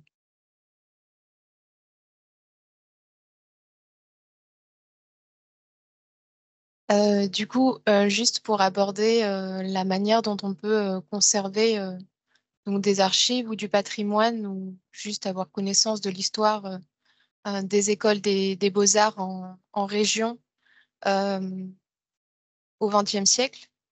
Il y a notamment, alors je ne sais pas si ça se passe comme ça à Rennes, mais à Marseille, j'ai travaillé donc à la bibliothèque municipale à vocation régionale. dans laquelle il y a un fonds patrimonial, et plus précisément les fonds littéraires méditerranéens, qui regroupent comme ça des archives en lien avec les personnes qui ont compté dans la culture de la région et les amis, la famille, les proches de peintres, notamment dans les années 50. Vous avez fait référence notamment aux peintres prolétaires qui n'avaient pas forcément accès à Paris et qui étaient vraiment ancrés dans la ville dans la ville de Marseille depuis des générations. Enfin, bref, les proches de ces peintres ont la possibilité, aujourd'hui comme avant, de déposer des fonds qu'ils auraient eux-mêmes constitués tout au long de leur vie, basés, donc non pas, alors c'est pas des tableaux, hein, puisqu'on est dans une bibliothèque, mais basés sur des lettres, des échanges, des photographies, des articles de presse. Et c'est aujourd'hui extrêmement riche, en fait, pour retracer l'histoire, en fait, de ces communautés d'artistes en région et la manière dont ils interagissaient avec Paris ou pas, finalement, parce que notamment les peintres prolétaires n'avaient pas accès à la capitale, et puis c'était souvent en plus de leur métier d'ouvrier. Mais il y avait quand même, il y avait vraiment une dynamique en région, un groupe comme ça, une famille d'artistes qui se soutenaient. Et puis il y avait quelquefois on va dire des stars qui passaient, et tout ça a été des stars telles que Picasso, par exemple, qui passait à Marseille quelquefois. Et tout ça a été, enfin, qui est passé une ou deux fois à Marseille, voire plus.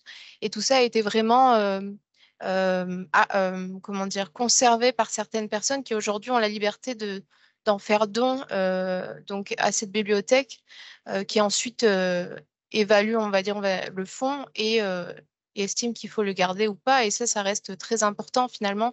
Alors, c'est pas des peintures, c'est pas des sculptures, etc. Mais on sait par la lecture de ces lettres et de ces documents qu'il y a des informations très précieuses en fait par rapport à ces communautés d'artistes en région qui ont vraiment persisté à exister et à vouloir exister dans le monde de l'art.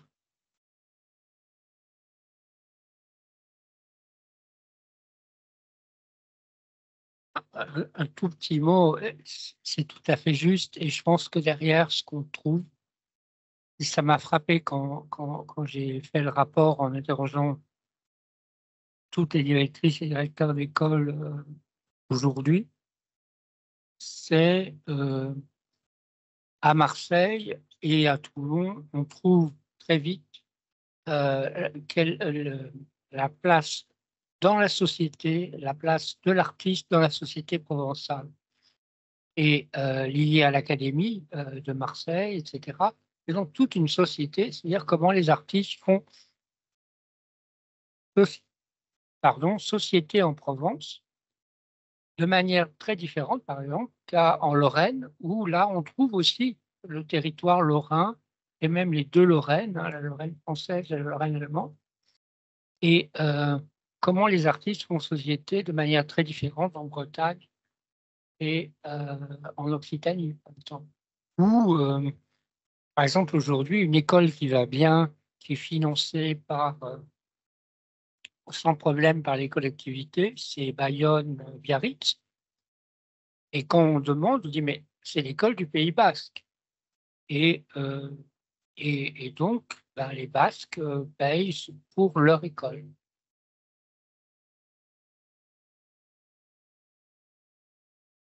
Bon, merci beaucoup à tous les deux pour cette super séance. J'en profite pour annoncer la séance d'après qui aura lieu le 15 mars à l'INHA sur des questions de spécialisation dans les parcours. C'est ici. Alors, ici, il y aura une séance qui aura lieu ici sur des questions de spécialisation dans les trajectoires des élèves. Merci beaucoup.